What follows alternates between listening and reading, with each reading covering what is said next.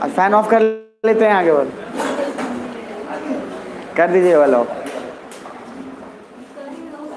बस 2 मिनट रुक जाओ, फिर दो बीच बीच में फिर थोड़ा सा आपको मिलता जाएगा मौका, क्योंकि थोड़ा एक्चुअली ज़रूरी है। चलो ठीक है।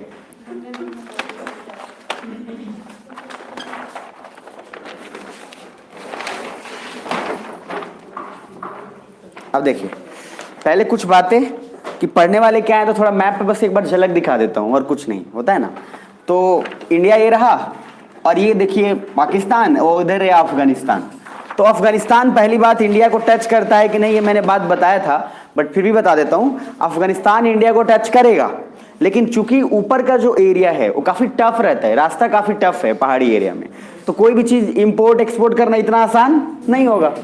बट हमें दिमाग में रखना है कि क्वेश्चन पूछे तो अफगानिस्तान टच करेगा किसको। तो हम पहले क्या पढ़ रहे हैं अभी, क्या अफगानिस्तान। देखो एक बात बता रहा हूँ, सच्ची बता रहा हूँ, बहुत इंपॉर्टेंट है ये, और अफगानिस्तान जो छोड़ेगा वो बहुत कुछ उसका मिस होने वाला है। तो इसीलिए थोड़ा दिमाग में ख्याल रखना है आपको कि सर सबसे पहले आपको हर हाल में फर्स्ट क्लास आज जो होगा इसका एक पैटर्न बनेगा, और जो अफगानिस्तान का एक क्लास भी छोड़ा उसको ना आगे का समझ आने वाला है ना पीछे का, तो खैर गोली हो जाने वाला है। इसीलिए थोड़ा दिमाग में रखिएगा कि एक क्लास मिस, फिर आपका पूरा फ्लो खत्म। तो शुरू करते हैं, और शुरू करने से पहले याद रखिए बांग्लादेश हम लोग पहले पढ़े थे कि क्या पढ़े थे, भूटान। तो भूटान से यात्रा अब सीधा हमारा पश्चिम की तरफ जा रहे हैं, ठीक है। तो अब दिमाग में यही थोड़ा रखिएगा जो बोल रहे हैं और सुनिएगा। सबसे फर्स्ट जो आपको मिला है नोट्स, उस नोट्स में आप अगर ध्यान देंगे तो टॉप का जो चीज लिखा है उसको छोड़ दीजिए, वो आपको बाद में समझ में आ जाएगा, वो मैं समझा भी दूंगा आपको। बट नॉर्मल अगर उसको इस नोट्स, चूंकि स्पेस नहीं बचा हुआ था इसलिए वहां पे वर्ड यूज कर दिया गया। एक है स्टेटस क्यू, और नीचे एक होगा रिवीजन स्टेट। तो दो तरीके का स्टेट्स है, एक स्टेटस क्यू ऊपर लिखा होगा और नीचे लिखा होगा रिवीजन स्टेट्स। तो ये दोनों का मीनिंग अलग है। स्टेटस क्यू मतलब होता है यथा स्थिति, मतलब जैसे एक ऐसा देश जो ये मानता है कि हमारा जितना एरिया हम उसमें खुश हैं, हमको ज्यादा एक्सपेंशन करना नहीं है। तो कौन है, इंडिया। अरे कौन, ब्रैकेट में क्या लिखा है वहां, इंडिया लिखा होगा, और नीचे आइए एक रिवीजन स्टेट लिखा होगा। रिवीजन स्टेट वो है जो हरामखोर को संतुष्टि नहीं है और दूसरों को कैप्चरिंग करने में ज्यादा ही रखता हो। तो क्या क्या नाम है जरा देख लो, क्या है, चाइना, यूएसए, यूएसए भी है, यूएसए नहीं होगा, चाइना होगा, पाकिस्तान होगा और इजराइल होगा। यूएसए नहीं है, सुनना, यूएसए भी कभी किसी पर जबरदस्ती कैप्चर नहीं किया है। अच्छा बाय द वे, आपको मैंने एल साल्वाडोर पढ़ाया था, राजधानी क्या था, सेल साल्वाडोर। तो एल साल्वाडोर जो कि वीक है कंट्री, मैंने आपको क्यूबा भी बोला था, राजधानी क्या था, हवाना। अब सर देखो अब आपको कितना मजा आ रहा है, अभी नहीं पता रहता तो अभी, तो अब समझना, अमेरिका इतना ज्यादा पावरफुल है, उसके बगल में इतने गरीब देश हैं, फिर भी कभी भी वो कैप्चर नहीं किया, तो वो कभी भी एक्सपेंशन नहीं किया है। चाइना हरामखोर रहता है ना, तो ये सारा का सारा वो अभी कैप्चर कर लिया रहता हो। सुन पा रहे, तो बस अभी नॉर्मल आपको बता दिया मैंने कि स्टेटस क्यू मतलब वो यथास्थिति जैसा है, जितना एरिया उसमें खुश है उसको मेंटेन करके रखा हुआ है, कोई तकलीफ नहीं है। और दूसरा मैंने बोला आपको रिवीजन स्टेट, तो रिवीजन स्टेट का सिंपल एक मतलब है क्या, कि सर आप जो भी कोई है उस एरिया को ज्यादा फैलाना चाहता है उसको क्या बोलेंगे, रिवीजन स्टेट। इसमें पहला नाम आता है चाइना, पाकिस्तान तो खैर है ही है, और इजराइल एक नया नाम जुड़ गया है। खैर अब इसको हटाते हैं और अपना मेन टॉपिक अफगानिस्तान से शुरू करते हैं। तो पहला मैंने बोला था कि जब भी मैं आईआर पढ़ाऊं तो दो चीज पहले, संबंध पहले डिसाइड कर लो कि भैया क्या है।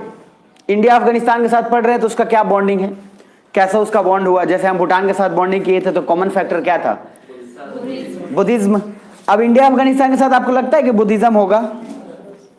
तो सबसे पहला सुनना, जो आप एक कहानी पढ़ते थे काबुली वाला, पढ़े हो काबुली वाला, कितने लोग नहीं पढ़े। बचपन में काबुली वाला एक मिनी की कहानी होती थी कि काबुली वाला आता था काबुली बेचने।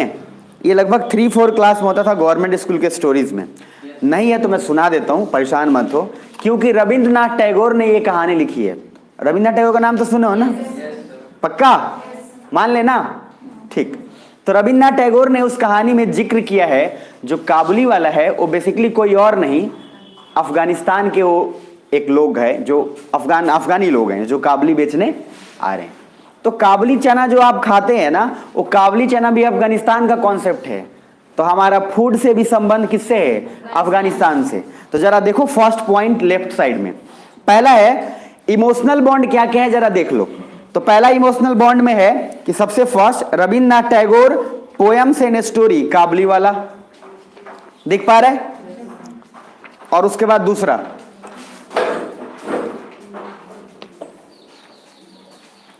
नेक्स्ट, तो काबली वाले की स्टोरी ऐसी थी कि वो मिनी का मतलब उन्होंने लिखा था बड़ा अच्छा कि एक काबली वाला था जो आता था काबली चना बेचने, बहुत सारा बेचता था। तो बच्ची थी वो बार बार चिल्लाते आती थी, वो काबली वाले वो वहां से मतलब खिड़की से ही चिल्लाती थी, काबली वाला रुक जाता था और उसको खिलाता था मतलब बच्चे। अब सडनली वो मिनी जो है वो बड़ी हो जाती है, तो आने वाले 5-10 अब उसके बाद उस समय पे आया रहता है काबली वाला, उससे काफी मजाकिया अंदाज काफी एक प्यार बड़ा उसका कनेक्शन बन जाता है, वो बड़ी हो जाती है। वो उस समय काबली वाला आया रहता है जिस समय उसकी शादी हो रही होती है। तो वो लड़की जो छोटी थी जो काबली वाले और उससे काफी अच्छा टाई अप था, बड़ी हो गई रहती है। तो काबली वाला आता है और उसकी माँ को बोलता है कि हाँ मैं मिलना चाहता हूँ या समथिंग। तो उस समय वो आती है तो काफी शर्मा रही होती है, तो वो बड़ी चुकी हो चुकी है और अब चीजों को तो एक बॉन्डिंग दिखाया है कि कैसे चीजों का बदलता है समय के अनुसार। तो वो जो स्टोरी है ना वो अफगान के और इंडिया के लोगों को एक तरह से बांध के रखा हुआ, सुन पा रहे? तो वो एक स्टोरी रविन्द्रनाथ टैगोर के द्वारा लिखा हुआ काफी इंपॉर्टेंट है जो आपको समझना है। तो पहला टाइप तो हमारा हो गया क्या? इमोशनल बॉन्ड हो गया। दूसरा कुजीन, कुजीन समझते हैं ना आप लोग? कुजीन मतलब क्या होता है? खाने के प्रकार के डिशेज होते हैं, जिसको उसको क्यूसाइन नहीं बोलते हैं, कुछ लोग क्यूसाइन भी बोल लेता है उसको, कुजीन होता है। जैसे वहां पे लिखा हुआ भी होगा, एकदम चिंता ना करें आप, बिल्कुल भी स्ट्रेस ना लें, ये कुजीन है। तो कुजीन मतलब होता है खाने पीने की चीज है। आप कहीं जाएंगे तो वहां पे मिला रहेगा, लिखा रहता है तो हमें समझ नहीं आता है, तो ये सब भी फायदा होगा।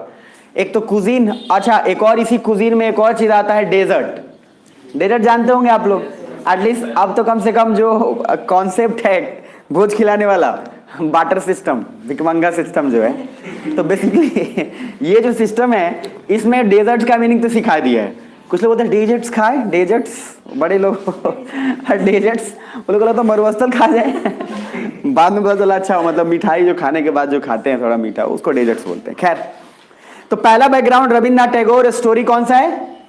काबली वाला। दूसरा historical connection Indus valley period. अब इंदस वैली सिविलाइजेशन के अकॉर्डिंग उसमें हमें बहुत सारा कुछ ऐसा मिला है जो वहां से इंपॉर्टेंट है। मेरी बात समझ में आ रहा है? गर्मी लग रही है? चलो कोई बात नहीं, कर दीजिए। नेक्स्ट थर्ड, इंडिया अफगानिस्तान, लेकिन फिर बंद हो जाएगा after 5 minutes. Next, India Afghanistan soft relation. वहां पे देखिए लिखा हुआ क्यूलिनरी, क्यूलिनरी मतलब ये होता है फूड, ठीक। काबली चना फेमस है, तो काबली चना फेमस है, ये अफगानिस्तान का ही है काबली चना, वो इधर से आया है, वो सुन पा रहे हो? कहां से? अफगानिस्तान से। तो एक टाइप बन रहा है, सोच रहे हो कि खाना वाला भी डिशेज जो है अफगानिस्तान से हमारा टाइप है, यहां तक ठीक। तो पहला बैकग्राउंड हो गया रविन्द्रनाथ टैगोर की कहानियों में अफगानिस्तान के लोगों का जिक्र है। दूसरा मैंने बोला कि हिस्टोरिकल एविडेंस है कि हमारे बहुत सारे ऐसे कुछ चीजें मिली हैं जो अफगान से रिलेटेड है। और थर्ड, तीसरा सबसे इंपॉर्टेंट क्या है कि सर खाने का जो संबंध है काबली चना का, कहाँ का है? जोर से बोलना, अफगानिस्तान। नीचे आना। अब कमाल की बात है, अब देखना फोर्थ, ब्रिटिशर्स ने बफर स्टेट बनाया था अफगानिस्तान को, so Afghanistan can also come to know about British India. अब बफर स्टेट मैंने आपको बताया था उस दिन, बफर स्टेट क्या बोला था कि जब भी कभी आप किसी देश को मैंने उससे जीत हो और बोलते हो कि तुम्हें हम कुछ नहीं करेंगे, बस तुम किसी तीसरे को आने मत देना। अब यहां पे ब्रिटिशर्स को डर किसी और का नहीं था, उसको रसिया से डर था कि रसिया आ जाएगा। अब देखो, अब लोकेशन समझो, इंडिया रहा और ब्रिटिश इंडिया में ही है, अफगानिस्तान यहाँ है, ये केकेटीटी ये सारा पार्ट रसिया का है। रसिया को रोकने के लिए अंग्रेजों ने सिंपल एक बात बोला अफगानिस्तान को, क्या कि बेटा तुम रसिया को मत आने दो, बाकी तुम कोई दिक्कत हमको नहीं है। सुन पा रहे हो? तो बफर स्टेट मतलब आप किसी दूसरे देश को बना के इस कदर रखते हैं कि वो देश आपको किसी तीसरे देश से बचाकर रखे। समझ पा रहे? मतलब कि आपका बॉडीगार्ड समझ लो, मारने से पहले बॉडीगार्ड आके बोला, मतलब उनको मारने से पहले मेरे लाश से गुजर होकर जाना पड़ेगा, बोला ठीक है पहले तुम्ही को मार लेते। खैर नीचे आइए। नेक्स्ट, तो पहला मैंने जस्ट शुरुआत किया, सुन पा रहे हो? अब सबसे फर्स्ट मैंने बोला कि 3 कनेक्शन, रविन्द्रनाथ टैगोर, रिपीट कर लेना। पहला बोलो काबली वाला, रविन्द्रनाथ टैगोर का कहानी। दूसरा historical evidence. Third culinary food, मतलब फूड काबली चना, ये हमारा संबंध है। नेक्स्ट आओ फोर्थ, ब्रिटिशर्स ने बफर स्टेट बनाया अफगानिस्तान को, so Afghanistan also come to know about British India. अब अफगानिस्तान तब जाके जाना कि इंडिया में भी ब्रिटिश लोग राज करते हैं, तो यहां से भी इंडिया का कनेक्शन थोड़ा जुड़ गया। पांचवा, ड्यूरिंग वर्ल्ड वॉर टू, अब जब वर्ल्ड वॉर टू बोलूं तो britishers provide arms to Afghanistan, सुनना ध्यान से, अंग्रेजों ने अफगानिस्तान को बंदूक, हथियार, सारा कुछ दिया था, बोला था मारना है। अब जैसे ही यहां से कनेक्शन समझना हो, तो एक तरीके से आप क्या देख रहे हो कि अंग्रेजों का अफगानिस्तान से ठीक ठाक बन रहा है, बफर स्टेट बना के रखा ही है, सारा सप्लाई ये अंग्रेज ही दे रहे हैं। आज आपको समझ में बहुत कुछ आने वाला है। जैसे ही अब अंग्रेज चले गए, कब गए, आजाद हुआ तब 1947, जैसे ही आजाद हुआ अंग्रेज गए, अफगानिस्तान बोल रहा है हथियार दो हमको, इंडिया बोल रहा है भाई हम लोग शांति वाले देश है, ये हथियार तो बोला कि ब्रिटिशर्स तो देता था ना, तो तुम लोग दो। इंडिया बोल रहा है अरे अजीब आदमी है, हम तो सर किस पे बिलीव करते हैं, नाम, नॉन अलाइन मूवमेंट, और दूसरा हम पीस, शांति चाहते हैं, हम किसी पे आक्रमण नहीं कर। वो बोला भाई तो अंग्रेज तो देते थे ना हमको, तो बोला अंग्रेज तो चले गए ना यार, अब हम लोग आ गए ना, लेकिन माना नहीं। अभी देखिएगा उसके कारण बहुत कुछ होगा। तो सबसे फोर्थ पॉइंट पे आइएगा नेक्स्ट, तो आपको मिलेगा during world war two britishers provide arms to Afghan सैनिक, देन 1947 में भारत आजाद हुआ, देन अफगानिस्तान सेड कि आप हमें आर्म्स दीजिए। आर्म्स समझ रहे हैं ना, बाजू नहीं, यहाँ आर्म्स मतलब हथियार है, ये नहीं कि आर्म्स मतलब बांध दे दो, नीचे आओ। अब आगे नेक्स्ट, देन इंडिया सेड कि we are non aligned and we promote peace, शांति, so we can't give you arms but we can give security. तो इंडिया बोला इधर देखो, सुनना मेरी तरफ ध्यान से, क्या सभी सुन पा रहे हो? yes, बहुत मजा आएगा, अभी रुकते जाना। बोला क्या कि देखो हम बंदूक तो तुमको नहीं दे सकते, तुमको हम ट्रेनिंग दे सकते हैं, तो तुम अगर आकर ट्रेनिंग लेना चाहो इंडिया में तो एकदम तथास्तु है। अफगानिस्तान वाला बोला जरूरत नहीं है अभी, तो इंडिया बोला जब जरूरत पड़े ना तो घुमा देने का, आराम से वहाँ ट्रेनिंग तुम्हें मिल जाएगा, और तुम्हें कुछ भी हो तो वहाँ पे तुम्हें मदद मिल जाएगा। अब अफगानिस्तान वाला को थोड़ा सा सिक्योरिटी तो मिल गया, अब जरा वापस नीचे आओ और वहाँ देखना, then but we can give security and can train your soldiers in India, then Afghan people said no because not required, then India said कि फ्यूचर में जब चाहिए बता देना। तो Afghanistan is the first country when India provided security just after independence. तो अफगानिस्तान एक पहला देश है जिसको भारत ने पहली बार सिक्योरिटी प्रोवाइड करी कि बेटा तुमको कुछ नहीं होने देंगे, चिंता मत करो, जब जरूरत पड़े तो हमको फोन कर लेना। अब जरा आ जाना नीचे, India Afghanistan officially meet under treaty of friendship, यहां भी ट्रीटी ऑफ फ्रेंडशिप हो रहा है 1947, and diplomatic exchanges, cultural engagement, assistance और एड इन डेवलपमेंट, हेल्प, मतलब हर तरीके से यहां पे भी डेवलपमेंट की बात हो गई है। यहां पे भी टीओएफ चल रहा है, टीओएफ मतलब ट्रीटी ऑफ फ्रेंडशिप, ये सारे है 1947 में, ये देखो हो रहा है। और कमाल के बाद देखो अभी जस्ट इंडिया आजाद हुआ है, और आजाद होते ही अफगानिस्तान से चल रहा है, ठीक है, तेरी मेरी दोस्ती। राइट साइड में जरा थोड़ा सा पढ़ने वाली बात है, तो कौन पढ़ लेंगे इसी बात पे, तो आर्यवीर पढ़ लेंगे राइट में।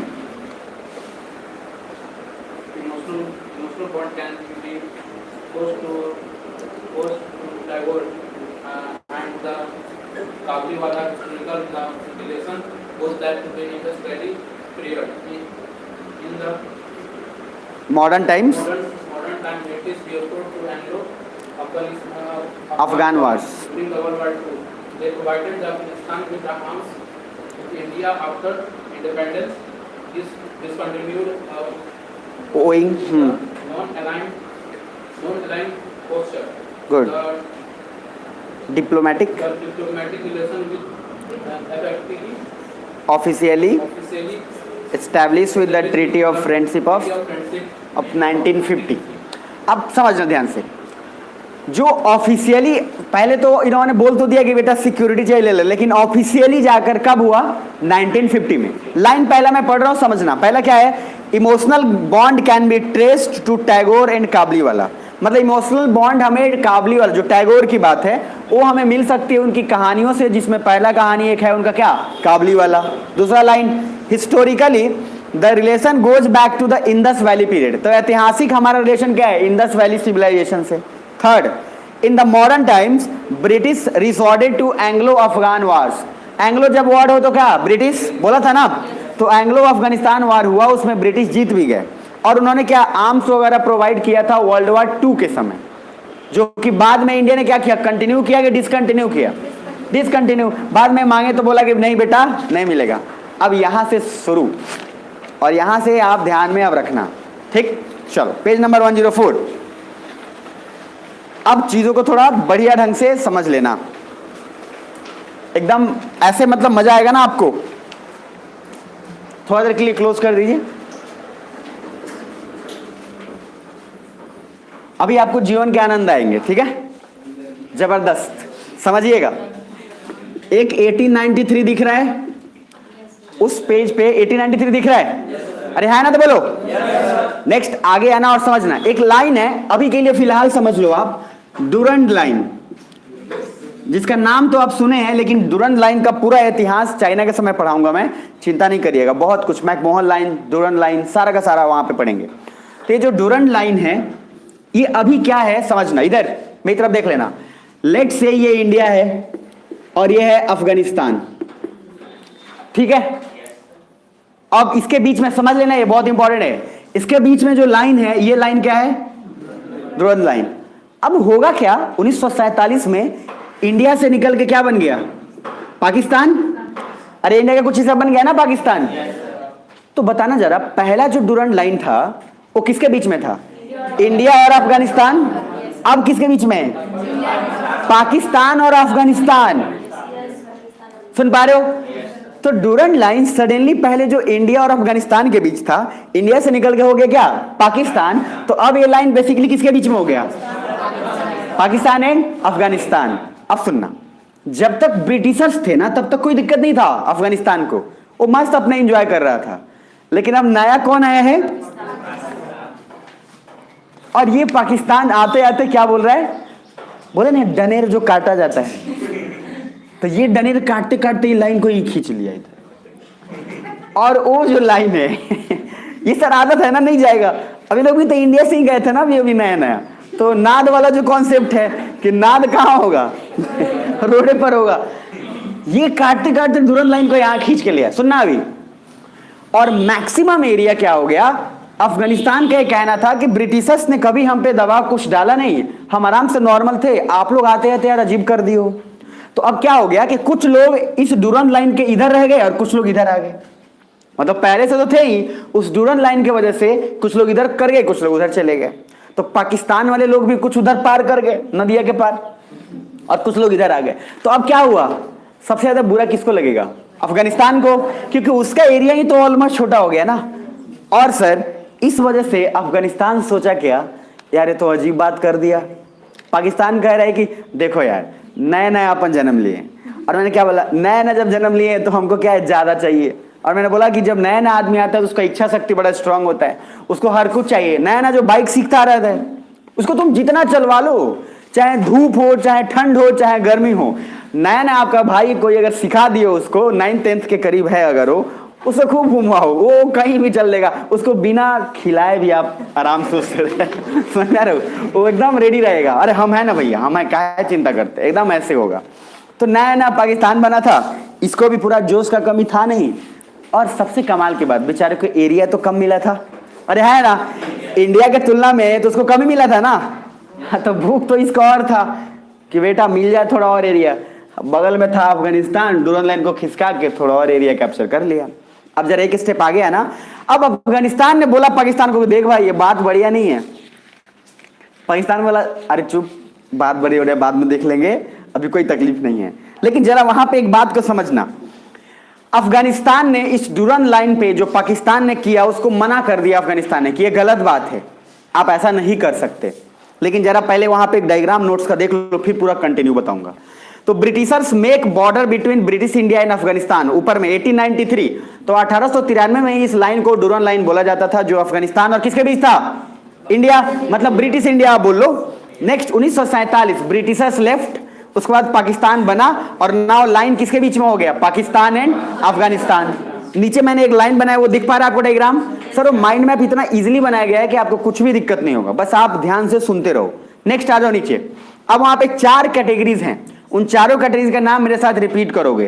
पहला उसमें है पश्तून्स, दूसरा है ताजिक्स, तीसरा है उज्बेक्स। सर ये तीनों लोग, जैसे मुस्लिम में भी क्या होता है, शिया सुन्नी अलग अलग होते हैं, तो ये 3 कैटेगरी जो ऊपर से है, पश्तून्स, बोल लो एक बार, ताजिक्स और उज्बेक्स। पश्तून, ताजिक्स, उज्बेक्स, ये इंपॉर्टेंट है क्योंकि आगे काम आना है, इन्हीं के वजह से सारा लड़ाई होगा आगे, इसीलिए इसको दिमाग में रखना है। तो पहला क्या, पश्तून्स, ताजिक्स, उज्बेक्स। ये तीनों लोग जो, ये तीनों जो कैटेगरीज है, ये लोग हैं सर सुन्नी। जैसे मुस्लिम में भी होता है ना शिया सुन्नी। और नीचे एक है हजाराज, ये हजाराज लोग शिया कैटेगरीज के हैं। कौन सी कैटेगरी, शिया। अब जरा वहां पे ध्यान से देखना, जो सुन्नी लोग हैं पश्तून्स, उस अफगानिस्तान में ज्यादा पॉपुलेशन में हैं, तो ये लोग मेजोरिटी में है कि माइनॉरिटी में है? मेजोरिटी में। कौन, पश्तून्स। और पश्तून्स क्या है, शिया के सुन्नी? समझना ध्यान से, पश्तून्स क्या है, सुन्नी। इसका मतलब अफगानिस्तान में पावर किसका ज्यादा होगा, सुन्नी का, क्योंकि मेजोरिटी में है ज्यादा वो लोग। तो बेसिकली पश्तून्स, उज्बेक्स एंड एक और क्या है, ताजिक्स, ये 3 लोग सुन्नी हैं। इन तीनों में से भी सबसे स्ट्रॉन्ग ज्यादा पॉपुलेशन में कौन है, पश्तून। ये दिमाग में रखना क्योंकि ये आगे बनेगा ये। अब नीचे है क्या, शिया। शिया क्या है, हजाराज। अब जरा ऊपर टॉप पे देखो, मैंने लिखा है पश्तून्स, वहीं पे पश्तून्स को मैंने एक एरो बना के लिखा होगा, Pashtuns are in majority and dominant. Taliban में भी मेजोरिटी पश्तून्स का ही है, वो मैं आगे अभी बताऊंगा तालिबान का भी आएगा, अभी घबराओ मत, ठीक है। नीचे आओ। इन 1947, पहला point, Afghanistan refuse to accept Durand line. Afghanistan ने दुरंद लाइन को एक्सेप्ट करने से मना कर दिया। क्यों? क्योंकि बोला कि वो अंग्रेज के समय से था, पाकिस्तान अपने आप जबरदस्ती दुरंद लाइन बना रहा है। नीचे आ जाओ। दूसरा, it was made by British, बोला कि भाई ये अंग्रेजों के द्वारा बनाया गया था तो हम क्यों माने। दूसरा, Pashtuns got divided, that is family relation got divided. अब मैंने क्या बोला, इस लाइन के कुछ पश्तून्स इधर रह गए और कुछ इधर चले गए, तो दोनों की फैमिली टाइप क्या हो गई, टूट गई। अब जरा नीचे आओ। Third, so Afghanistan demanded peacefully Balochistan and Khyber Pakhtunkhwa. अभी सुनना ध्यान से, ये जो बलूचिस्तान है और खैबर पख्तूनवा है, पाकिस्तान की इस साजिश की वजह से दुरंद लाइन को एक खिसका खिसका के बलूचिस्तान को एक अपने एरिया में कन्वर्ट कर लिया, जबकि वो एक्चुअल में उसका एरिया नहीं है। सुन, अब सर ये बलूचिस्तान और कौन सा नाम बोलो, खैबर पख्तूनवा, ये फिर इंपॉर्टेंट है, पूरा अफगानिस्तान में इसका नाम चलेगा अभी। तो इसको बहुत लोग बोलते हैं बल्टिस्तान, वो मत समझिएगा, अभी सीधा बलूचिस्तान रखिएगा। स्पेलिंग्स और उसके लिए परेशान नहीं होना है, बस कॉन्सेप्ट दिमाग में रखना है। तो बलूचिस्तान और कौन, खैबर पख्तूनवा। इसके बाद मैं नोट्स में जहां भी आपको लिखूंगा तो शॉर्ट फॉर्म में बी एंड के पी लिखा रहूंगा, ताकि आपको कंफ्यूजन ना हो, क्योंकि बार बार आपको पूरा लिखना पड़ेगा, इस वजह से उसको बी एंड के पी लिख के आपको दिमाग में रखना है। क्लियर है यहां तक? अब देखो जरा, अफगानिस्तान बोल रहा है प्यार से पाकिस्तान को कि भाई सुन, बलूचिस्तान और खैबर पख्तूनवा हम लोग का है, हमारे पश्तून्स लोग की फैमिली डिवाइड हो चुकी है, इधर का उधर हो चुका है, हमें दे दो। अफगानिस्तान को ये बिलीव था पूरा कि पाकिस्तान हमें दे देगा, हम मांगेंगे तो दे देगा। तो आपको क्या लगता है, आपको लगता है, पहली बात तो ये सोचो कि अफगानिस्तान अभी पाकिस्तान के साथ रहना सोचेगा या इंडिया के साथ? अभी पाकिस्तान के साथ सोचेगा। क्यों? ये सोचेगा कि अभी भाई हमको चाहिए तो प्यार से अब इसके साथ रहते हैं। अच्छा, कहीं मैं वर्ड यूज करूं प्रो पाक, तो प्रो पाकिस्तान मतलब क्या, पाकिस्तान के फेवर में। मैंने बोला प्रो इंडिया, तो किसके फेवर में, इंडिया के फेवर में। तो अभी अफगानिस्तान इस सिचुएशन में प्रो पाक है कि प्रो इंडिया है? समझ पा रहे? मतलब वो पाकिस्तान की तरफ ओरिएंटेड है, ताकि क्यों, क्योंकि उसको क्या चाहिए, बी एंड के पी, जो कि उसका खुद का एरिया है। अब सर यहां पे इंडिया बोला ना किसको, अफगानिस्तान को, कि बेटा सुनो, मिलने वाला तुमको है नहीं। अफगानिस्तान वाला नहीं, ऐसा गलत बात है, दूसरों के बारे में अच्छा बोलते हैं, ऐसा मत बोलिए, अच्छे लोग हैं, हमें लौटा देंगे। क्या, बलूचिस्तान और खैबर पख्तूनवा। जरा नीचे देखो, मैंने एक लाइन लिखा है, देख लो। अब देखो, अफगानिस्तान जो है शांतिपूर्वक चाहता था कि उसको मिल जाए क्या, बलूचिस्तान और खैबर पख्तूनवा। उसको विश्वास था कि पाकिस्तान उसको दे देगा। और सर उसके नीचे इंडिया ने कहा वो नहीं देगा क्योंकि उसके पास एरिया बहुत कम है, लेकिन अफगानिस्तान को भरोसा था जो आगे जाके टूट जाएगा। तो शीशे का दिल था और आगे जाके क्या होगा, पत्थर का जमाना हो गया। इधर इधर सुनना, यहां से एक रिदम तीजी में जाना है। सबसे फर्स्ट मैंने बोला इधर जो भी लोग आए हैं जैसे भी आए समझ लो, डूरन लाइन के बाद दो चीज हुई। बलूचिस्तान खैबर पख्तूनख्वा के कारण पश्तून्स कुछ एरिया में डिवाइड हो गए। मुझे बताना जरा सुन्नी कौन थे? पश्तून्स और उज्बेक्स और ताजिक्स। पश्तून, उज्बेक्स, ताजिक्स और सिया हजारात। तो सिया तो ऑलरेडी माइनॉरिटी में है, तो सिया की तो बात ही हटाओ। अच्छा कमाल की बात है कि पश्तून जिसका पॉपुलेशन ज्यादा है तो ज्यादातर तो वही लोग इधर उधर पूरा होंगे ना। अब बटे कौन है? पश्तून्स। और पश्तून्स क्या क्या ये मुस्लिम ही है सारे अफगानिस्तान में। मुस्लिम्स में जैसे आप जैसे देखो, सुनो क्या लग रहे हैं, मतलब खुद में लड़ रहे हैं, लड़े नहीं है अभी, अरे लड़ नहीं रहे हैं ना अभी। सुनो देखो हिंदू में क्या होता है, एक जाति है पंडित जी, एक जाति है राजपूत। उसी तरीके से मुस्लिम है, एक तरफ क्या हो गया सिया, एक तरफ क्या हो गया सुन्नी। अब पश्तून्स लोग लड़ नहीं रहे हैं, पश्तून्स के कुछ परिवार इधर रह गए, कुछ परिवार उधर रह गए। जैसे इंडिया में क्या हुआ, बंटवारा जब इंडिया पाकिस्तान का हुआ तो कुछ लोग पाकिस्तान चले गए, कुछ लोग इंडिया रह गए। लेकिन आज भी तो फैमिली कुछ लोग यहाँ रहती है और कुछ लोग वहां भी तो जाती है। तो बोलते हैं कि हाँ भैया हम मुल्तान से हैं और तुम कहाँ से हो, तो हम लाहौर से हैं। आ रहे समझ में? तो ये लाहौर उधर चला गया, अब इधर सब कुछ इधर कुछ उधर हो गया। सेम वैसे ही इस लाइन के वजह से पश्तून्स की भी फैमिली अलग हो गई। बस ध्यान से सुना मैं बता रहा हूं, नहीं तो उसके बाद मिस करोगे। अब आगे क्या लगा, अफगानिस्तान डिमांड कर रहा है कि हमको बलूचिस्तान और खैबर पख्तूनख्वा दे दो। पाकिस्तान बोला नहीं बेटा। लेकिन अब देखो कैसे भ्रम टूटेगा। अभी तक वो इंडिया को भाव नहीं दे रहा अफगानिस्तान। और मैंने आपको क्या बोला था, मैंने बोला था आपको कि सर कमाल की बात यह है कि जब इंडिया बोला था कि अगर आपको जरूरत हो तो मेरे को कॉल घुमा लेना, बोला था ना, तो उस समय भी अफगानिस्तान भाव नहीं दे, बोला अरे चल बे अपना देख, हमारा क्या, समझ रहा है मेरी बात, हमको देगा सिक्योरिटी। बट अब यहां पे भरोसा टूटने वाला है, ज्यादा दिन नहीं, 1965। तो पाकिस्तान 1947 में जैसे ही आजाद हुआ फिर हम पे आक्रमण किया, फिर हारा, फिर कुछ हुआ, ये सारा कुछ बताऊंगा, सारा कैप्चरिंग। मतलब जीता तो है नहीं कम वक्त। कमाल का बात यह है कि पाकिस्तान के आर्मी को देखोगे ना, इतने सारे मेडल्स लगा के रखे हैं। आप देखना उनके सेना के किसी भी चीफ को इतना मेडल लगा हुआ, यहां से यहां तक मेडल लिए हैं। भाई यहां तक तुम जीते नहीं हो यार कभी, ये मेडल कहां से लेके आ रहे हो तुम? आप समझ पा रहे हो? सबसे ज्यादा मेडल वही लगा रखा है। उसी तरीके से अमेरिका है, उसका भी आर्मी का अलग ही लेवल का मेडल चल रहा है। जहां गया है वहां हार के आया अमेरिका। और ये तो वही बोलते थे चेला भी तो ऐसा ही होगा। अब पाकिस्तान बोला क्या, तुम 5 लगाते थे हम 20 लगाएंगे। याद रखिए जब इंसान ज्यादा शो ऑफ करे तो समझ लेना अंदर बहुत खोखलापन है, खाली है वो इंसान। इसीलिए उस बात को समझना जरूरी है। पाकिस्तान कहीं ना कहीं जिसके पास कमजोर हो और ऑटोमेटिक सामने वाले समझ जाता है कि इसमें अभी कुछ भी दम नहीं रह गया, समझ पा रहे हो? इसीलिए जो आप शो ऑफ करते हैं तो सामने वाला जो अच्छा है वो समझ जाता है कि बेटा इसके पास एक्चुअली कुछ नहीं है, ये बस खाली ही खाली है। तो खैर वापस पाकिस्तान बार बार हम पे अटैक कर रहा था। 1965 में फिर लड़ाई हुआ और 1965 में फिर लड़ाई हुआ, फिर उसके बाद यहां पे पाकिस्तान हार गया।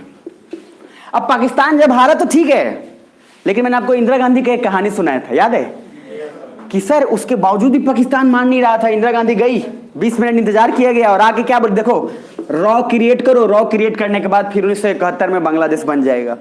अब एक ऐसा समय है जहां इंडिया परेशान हो चुका है और इंडिया ये 1965 में जैसे पाकिस्तान को हराया फिर चला गया अमेरिका के पास, करो हमको मारा है। अब इंडिया कह रहा है अरे हम तुमको कहा मारे, पाकिस्तान बोले नहीं देखो पूरा लाल है इधर। सडनली अमेरिका ने बोला यार पहले तो तुम ये बताओ कि तुमने इंडिया पे अटैक किया क्यों। अमेरिका ने सीधा क्वेश्चन मार्क किया पाकिस्तान को कि तुमने पहले अटैक क्यों किया। और किसी भी देश के सॉवरेनिटी को अगर तुम चैलेंज करते हो तो हर देश को अधिकार है कि उसके बदले में वो काउंटर अटैक करेगा। सुन पा रहे हो? अब पाकिस्तान का अरे उसको सडनली सदमा लगा। इसी वजह से 1966 में ताशकंद पाकिस्तान चला गया रसिया के पास। बोले हरामखोरी का कोर्स किया हुआ है कि तू नहीं तो रसिया सही। वो इसलिए गया कि अमेरिका को लगा रही तो गजब निकला यार ये, पाले पोसे हम, बनाए हम, और सर एक गलती की वजह से ताशकंद एग्रीमेंट पाकिस्तान और रसिया के बीच में हो गया। गजब चल रहा है। और सुन, अच्छा सोच के देखो कौन सा समय चल रहा है, कोल्ड वार का। अरे समझ रहे हो आप, कनेक्ट करो एक एक चीज। मतलब आप अभी कोल्ड वार चल रहा है, तो अमेरिका अगर भाव नहीं देगा तो किसके पास जाएगा? रसिया के पास। और रसिया बोला अरे वेलकम क्या मतलब दिक्कत क्या है? बोला कि तू भी ऐसे भी हरामखोर है ही, तुझे भी मुझे इस्तेमाल ही करना है, क्या दिक्कत है? जय हो। ताशकंद एग्रीमेंट 1966 में हो गया। अब पता है कुछ लोग ना रटते हैं, ताशकंद एग्रीमेंट 1966, ताशकंद 1966 रटते। उनको एग्जैक्ट कनेक्टिविटी पता ही नहीं। उनको पता चलना चाहिए कि यार अगर इंडिया से हारने के बाद पाकिस्तान अमेरिका गया, अमेरिका ने डिनाई कर दिया, तो अमेरिका जब मना कर दिया पाकिस्तान को, बोला कि भाग जा नहीं तो बहुत मार मारेंगे, तो सर वो किसके पास चला गया? रसिया के पास। हालांकि ये टेम्पररी एग्रीमेंट ही हुआ था, लेकिन पाकिस्तान भी अमेरिका को थोड़ा मजा चखा दिया कि बेटा अगर भाव नहीं दोगे तो हम भी कहां जाएंगे। अब कोल्ड वार चल ही रहा है और रसिया मना भी नहीं करता है। रसिया बोलता अरे आओ आओ। अब यहां अफगानिस्तान को क्या लगा, यार जब इसको अमेरिका भाव नहीं दे रहा है तो हम इसको काहे का भाव दे रहे हैं? आप सोचो कि अरे मतलब कि अमेरिका ही तो उसको पाल रहा है ना। जब पापा ने बेटे को बोला कि भाग जा, अब अफगानिस्तान का यू टर्न, बोला इंडिया भाई तेरे ही शरण में सब कुछ होगा, आज हमको विश्वास हो गया कि तुम जो बोले थे क्या बोले थे। तो यहां से अफगानिस्तान का पॉलिसी यू टर्न। अब तक क्या था, प्रो पाक या प्रो इंडिया, लेकिन आफ्टर 1965 क्या हो गया, प्रो इंडिया। तो ये मेंस में जब आप लिखते हो ना कि प्रो पाक 1965 ने, तब जाकर आपके मेंस का आंसर गहराई होता है। अदरवाइज ऊपर से आप कितना भी रट के जाओ कभी कुछ नहीं हो पाएगा। सुन पा रहे हो? अब जैसी प्रो इंडिया हुआ, इंडिया वाला बोले थे ना, तुमको बोले थे क्या कि हमको पता है, रग रग से वाकिफ है हम पाकिस्तान के, और मेडल क्यों लगाया वो भी हमको पता है। अब सर ये जो सिचुएशन यहां से क्रिएट होने वाले बहुत डेंजरस है, क्योंकि अब पाकिस्तान भी चुप नहीं बैठने वाला है। और आपको मैं बता दूं, इसी वजह से मैंने बोला था कि इंडिया कभी भी इस बात को समझा। वर्ल्ड वॉर 1 पढ़ाया था आपको, जिन लोगों ने नहीं पढ़ाया था उसके लिए परेशानी होना। वर्ल्ड वॉर 1 के साइंस सिग्नेचर में क्या बोला गया था? सब कुछ ले लिया गया था जर्मनी से। इंडिया देखो 1947 में भी जीतेगा, 1965 में भी जीता है पाकिस्तान से, फिर आगे भी जीता है। लेकिन जब जीता है तो इंडिया चाहता तो सब कुछ पीओके और सब कुछ जो था वो सब भी कैप्चर कर सकता था। इंडिया के लिए कोई टफ बात नहीं है। लेकिन इंडिया ने क्या बोला, थोड़ा थोड़ा लो। क्या कि पाकिस्तान को अगर सारा कुछ पहले ले लेगा तो पाकिस्तान फिर क्या हो जाएगा, पगला हो जाएगा। अब जब जिसके पास कुछ नहीं बचेगा वो सबसे ज्यादा खूंखार होगा। इसीलिए आर्टिकल 370 या जो भी कुछ था, ये जानबूझ के लेट लतीफ किया गया। इसमें कोई ऐसा नहीं है कि बहुत कुछ गवर्नमेंट चाहती तो तभी थप्पड़ मार के मतलब ठीक कर लेती, बट कुछ चीजें ऐसी थी क्योंकि अपने ही लोग उसमें संलिप्त थे, और ये इतना बड़ा मुद्दा फिर धीरे धीरे बनता चला गया था। कुछ वहां के लोकल लोग उसको क्या किया, पॉलिटिसाइज कर दिए ज्यादा। अदरवाइज उस समय भी कठिन नहीं था ये काम करना, लेकिन हमारे पास वो चीज ऑप्शन थोड़ा हमको ये देखना था, क्योंकि अपने लोग को भड़का भड़का के जो किया जा रहा था। देखो ना 370 आप सोच देखो कितनी आसानी से कर लिया गया।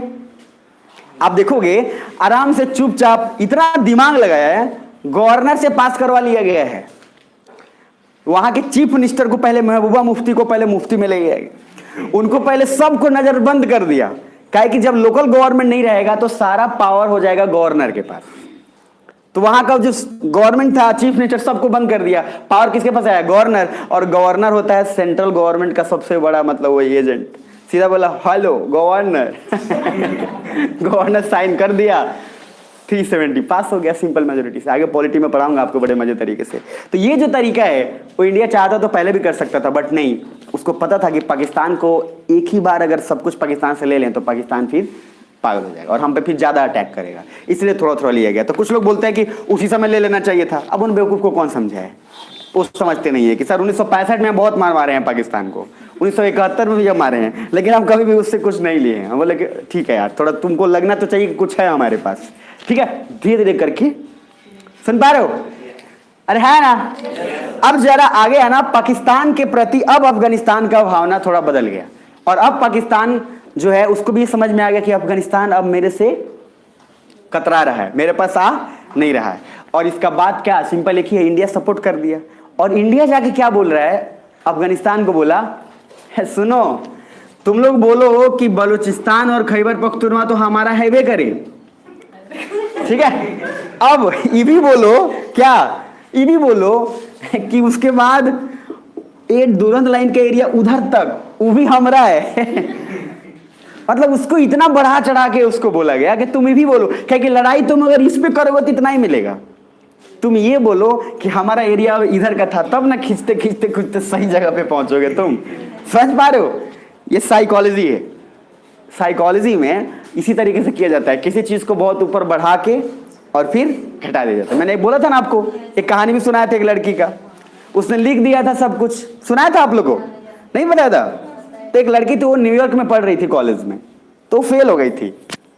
तो अपने मम्मी को चिट्ठी लिखती है, तो लिखती है कि मम्मी सॉरी, माफ करना, मैंने शादी कर ली है, 2 बच्चे हैं। मैं बोला हाँ?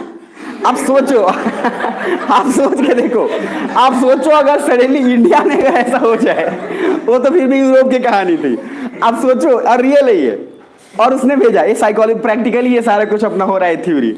अब इंडिया की मम्मी पढ़ ले, अरे अब वो जो रिएक्शन होगा आप सोच पाओ। पहले अरे बच्चे, फिर उसके बाद 2, बोले कि एक और होने वाला है। अब सर मम्मी का लग रहा है heart attack.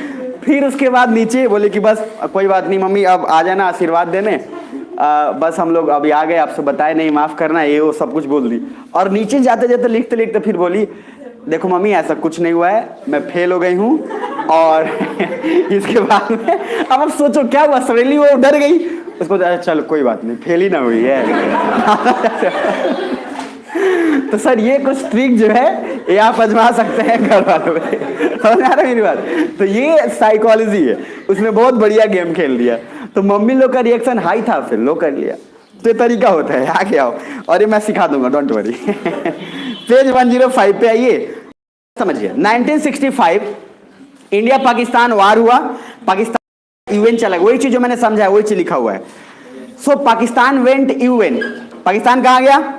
UN, and said कि जम्मू एंड कश्मीर में आरटीएसडी करवाइए। आरटीएसडी क्या है समझ लेना इधर, right to self determination. Full form right side में लिखा हुआ है, इधर इधर आपको लिखने की जरूरत नहीं है, राइट में देखो, राइट साइड में फुल फॉर्म लिखा हुआ है, देख रहा है सभी को? तो परेशान नहीं होना है। इसका मीनिंग पहले समझ लो आप, फुल फॉर्म छोड़ो, मीनिंग समझो। मीनिंग ये है कि हम लोगों से, जैसे आप 2 वर्ड सुनोगे, आपको पॉलिटी में पढ़ाऊंगा, प्लेबिसाइट, रेफरेंडम, ये शब्द आपको बताऊंगा, जनमत संग्रह। आप लोगों से पूछेंगे कि बेटा आप इधर रहना चाहते हो कि उधर रहना चाहते हो। लोग जो बोलेंगे उस पर वोटिंग होगी और उनको उधर भेज दिया जाएगा, जैसे इंडिया बांग्लादेश में भी हुआ है। सुन पा रहे?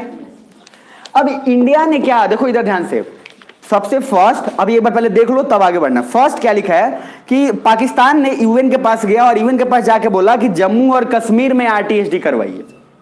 पाकिस्तान ने बोला था कि जम्मू कश्मीर में करवाइए। देन इंडिया देखो क्या बोलता है, इंडिया बोलता है कि ओके, इंडिया, जम्मू कश्मीर तो इंडिया का है, लेकिन आप जो बलूचिस्तान और खैबर पख्तूनवा में कर रहे हो वहां पे आरटीएसडी करवाना ज्यादा जरूरी है। अब पाकिस्तान कह रहा है अरे अब जरा देखना, लेकिन कुछ बातें यहां पे मिसअंडरस्टैंडिंग हुई है, उसको समझ लेना। इंडिया ने क्या बोला, आप आरटीएसडी करवाइए, कहां? बलूचिस्तान और इंडिया को तो पता ही है कि बलूचिस्तान और खैबर पख्तूनवा किसके पास है? अफगानिस्तान के एरिया है, जो पाकिस्तान उस पर जबरदस्ती जैसे तैसे करके तिगड़मबाजी कर रहा है। जैसे पाकिस्तान ने बोला कि इंडिया ऐसे बोल रहा है, क्योंकि इंडिया को पाकिस्तान बार बार टॉर्चर कर रहा था कि जम्मू कश्मीर में आरटीएसडी करवाइए, जम्मू कश्मीर में करवाइए, आगे पढ़ाऊंगा आपको। अब इसके बाद ये जब स्टेटमेंट आया तो पाकिस्तान ने देखो अब टर्न, और फिर अफगानिस्तान कह रहा है, इंडिया से नाराज हो गया। इंडिया बोला क्या हो गया? बोल रहा है क्या, आपने ये क्यों बोला कि बलूचिस्तान और खैबर पख्तूनवा में आरटीएसडी करवाइए? आपने ये क्यों नहीं बोला कि बलूचिस्तान और खैबर पख्तूनवा अफगानिस्तान को दे देना चाहिए? इंडिया बोला ये हद है। इंडिया का ये स्टेटमेंट अफगानिस्तान को बुरा लगा, लेकिन इंडिया समझाया, सुन और देख तुम लोग का दिमाग कम है थोड़ा, आओ तुम साइड में, समझो पहली बात को। ये बोला क्या, हम कभी भी एक देश के नाते ये बोल नहीं सकते कि इस देश के इस एरिया को किसी को दे देना चाहिए, इस पे हमारा हक नहीं है, और हम लोग शांति प्रिय देश हैं, हमें फालतू का स्टेटमेंट नहीं दे सकते। लेकिन क्या बोला इंडिया? बोला सुन इधर इधर इधर, बोला था मेंटोस खा और उसके बाद समझ क्या, दिमाग की बत्ती जला। बोला कि देख आरटीएसडी करवाएंगे, आरटीएसडी करवाएंगे तो तुम्हारे ही लोग है ना भाई उधर, और तुम्हारे लोग तो ये तो बोलेंगे ही कि हमको कहां जाना है, अफगानिस्तान, तो इनडायरेक्टली तुमको एरिया वापस भी मिल जाएगा और हम भी उसमें बीच में नहीं आ पाएंगे। तब अफगानिस्तान का अच्छा ये मेंटोस पहले खिलाना चाहिए था, तब हम नहीं कुछ बोलते। अफगानिस्तान इस बात को समझ तो गया है, अब अफगानिस्तान क्या चिल्लाने लगा, आरटीएसडी करवाइए, आरटीएसडी करवाइए। अफसर इंडिया वाले इतना जल्दी समझ जाएगा भाई, पता नहीं था। अब इसके बाद क्या हुआ, अफगानिस्तान में बलूचिस्तान और खैबर पख्तूनवा में ये बोला गया कि लोगों से पूछा जाए कि उनको कहाँ रहना है और उस हिसाब से ही डिसाइड किया जाए। सुन पा रहे हो? और अब इंडिया का यहाँ से रास्ता, अब आपको क्या लगता है, अफगानिस्तान अब इंडिया के रास्ते पे जा रहा है कि पाकिस्तान के रास्ते पे? इंडिया। और अब जलन किसको ज्यादा होगी? अब सर पाकिस्तान आग बबूला हो रहा है कि यार बगल का आदमी, देखो पाकिस्तान ऐसे जगह पे है कि एक तरफ क्या है इंडिया, दूसरी तरफ क्या है अफगानिस्तान, तो ये तो ऐसे बीच में है। अब ये क्या सोच रहा है कि अगर इधर का आप सोचो और उधर का मिल गया, बीच वाले को मारेगा पटक के। समझ पा रहे हो आप समझो कि कोई एक ऐसा देश ऐसे जगह पे है जिसका इधर साइड वाला और उधर साइड दोनों मिल गया, तो बीच वालों को नींद नहीं आएगा, वो पागल हुआ पड़ेगा। अब उस पूरे तिगड़मबाजी लगाने में यहाँ पे समझ में आ गया कि सर अब एक काम करना है, क्या किसी भी तरीके से अफगानिस्तान को, मतलब अफगानिस्तान चाहता है अफगानिस्तान को ब्रेक करने, चला दो, ठीक है। आगे नेक्स्ट आना, सबसे फर्स्ट इंडिया पाकिस्तान के बाद नेक्स्ट देख लो, पहले वहां पढ़ लो एक बार। तो अफगानिस्तान नाराज हो गया इन इंडिया से कि आपने क्यों नहीं कहा कि बलूचिस्तान और खैबर पख्तूनवा अफगानिस्तान का है और आपको उसको दे देना चाहिए। तो इंडिया ने उसको समझाया कि हम डायरेक्टली नहीं बोल सकते, देख पा रहे हो वहां नोट्स में, बट इंडिया ने उसको समझाया कि हम डायरेक्टली नहीं बोल सकते, बट आरटीएसडी वहां होगा तो लोग खुद ही बोल देंगे अफगानिस्तान को दे देना चाहिए। देन अफगानिस्तान समझ गया। अच्छा ईमानदारी से बोल रहे हैं, जो नोट्स में इस तरीके से लिखा गया है कि आपको समझने में परेशानी हो रही है क्या? सर अब इससे तोड़ के क्या लूंगा, क्या लिखूंगा इससे तोड़ के? मैं भी चाहता तो वो चेप देता ऊपर का, Afghanistan wanted to take over that, हो गया फुल स्टॉप। नीचे आओ नेक्स्ट। अब यहाँ पे 1965 पाकिस्तान यूएन के ने कहा कि आपने वार क्यों किया, दैट इज यूएन ने पाक पे क्वेश्चन उठाया, इसलिए 1966 में Tashkent agreement between USSR and Pakistan, क्योंकि कोल्ड वार एंड यूएसएसआर को एक स्पेस मिल गया उसके रूप में। कोल्ड वार तो चल ही रहा था और यूएसएसआर रशिया को भी स्पेस मिल गया, कोई बात नहीं पाकिस्तान आ रहा है तो आने दो, उससे कहते हैं। नीचे आइए, क्योंकि यूएसए ने यूएन में पाकिस्तान को सपोर्ट नहीं किया, देन अफगानिस्तान सोचा कि जब यूएसए उसको सपोर्ट नहीं किया तो हम क्यों करें उसको। सुन पा रहे हो या सुनो, जोर से बोलना। इसलिए Afghanistan U turn and started supporting India and कहा कि बलूचिस्तान और खैबर पख्तूनवा में आरटीएसडी करवाइए। सो अब पाकिस्तान जम्मू कश्मीर में आरटीएसडी की बात नहीं करता है, क्योंकि इंडिया बोलता है बलूचिस्तान और खैबर पख्तूनवा की बात बोलेगा, इसलिए अब पाकिस्तान ह्यूमन राइट वायलेशन की बात करता है।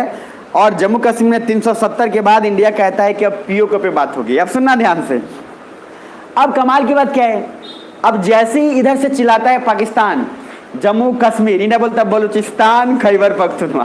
देखो जम्मू कश्मीर तो अपना है ही, वो तो पता है। अब पाकिस्तान उधर से बोला जम्मू कश्मीर, इंडिया बोला बलूचिस्तान खैबर, पैदा समझ आता, ठीक ठीक ठीक ठीक बस समझ गया।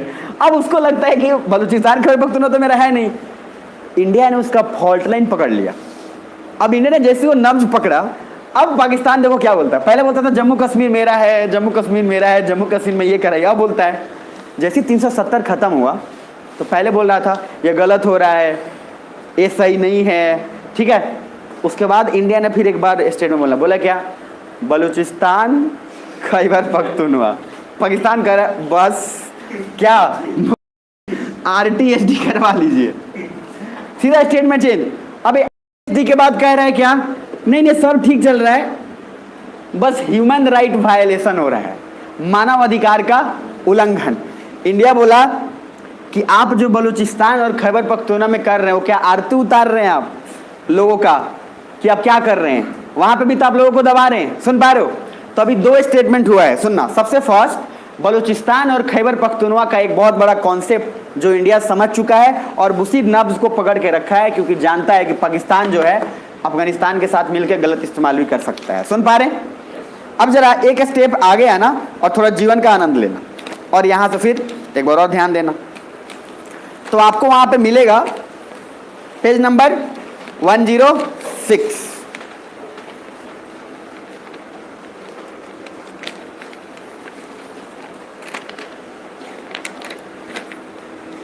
ठीक है, वहां पे आप देखना एक चीज।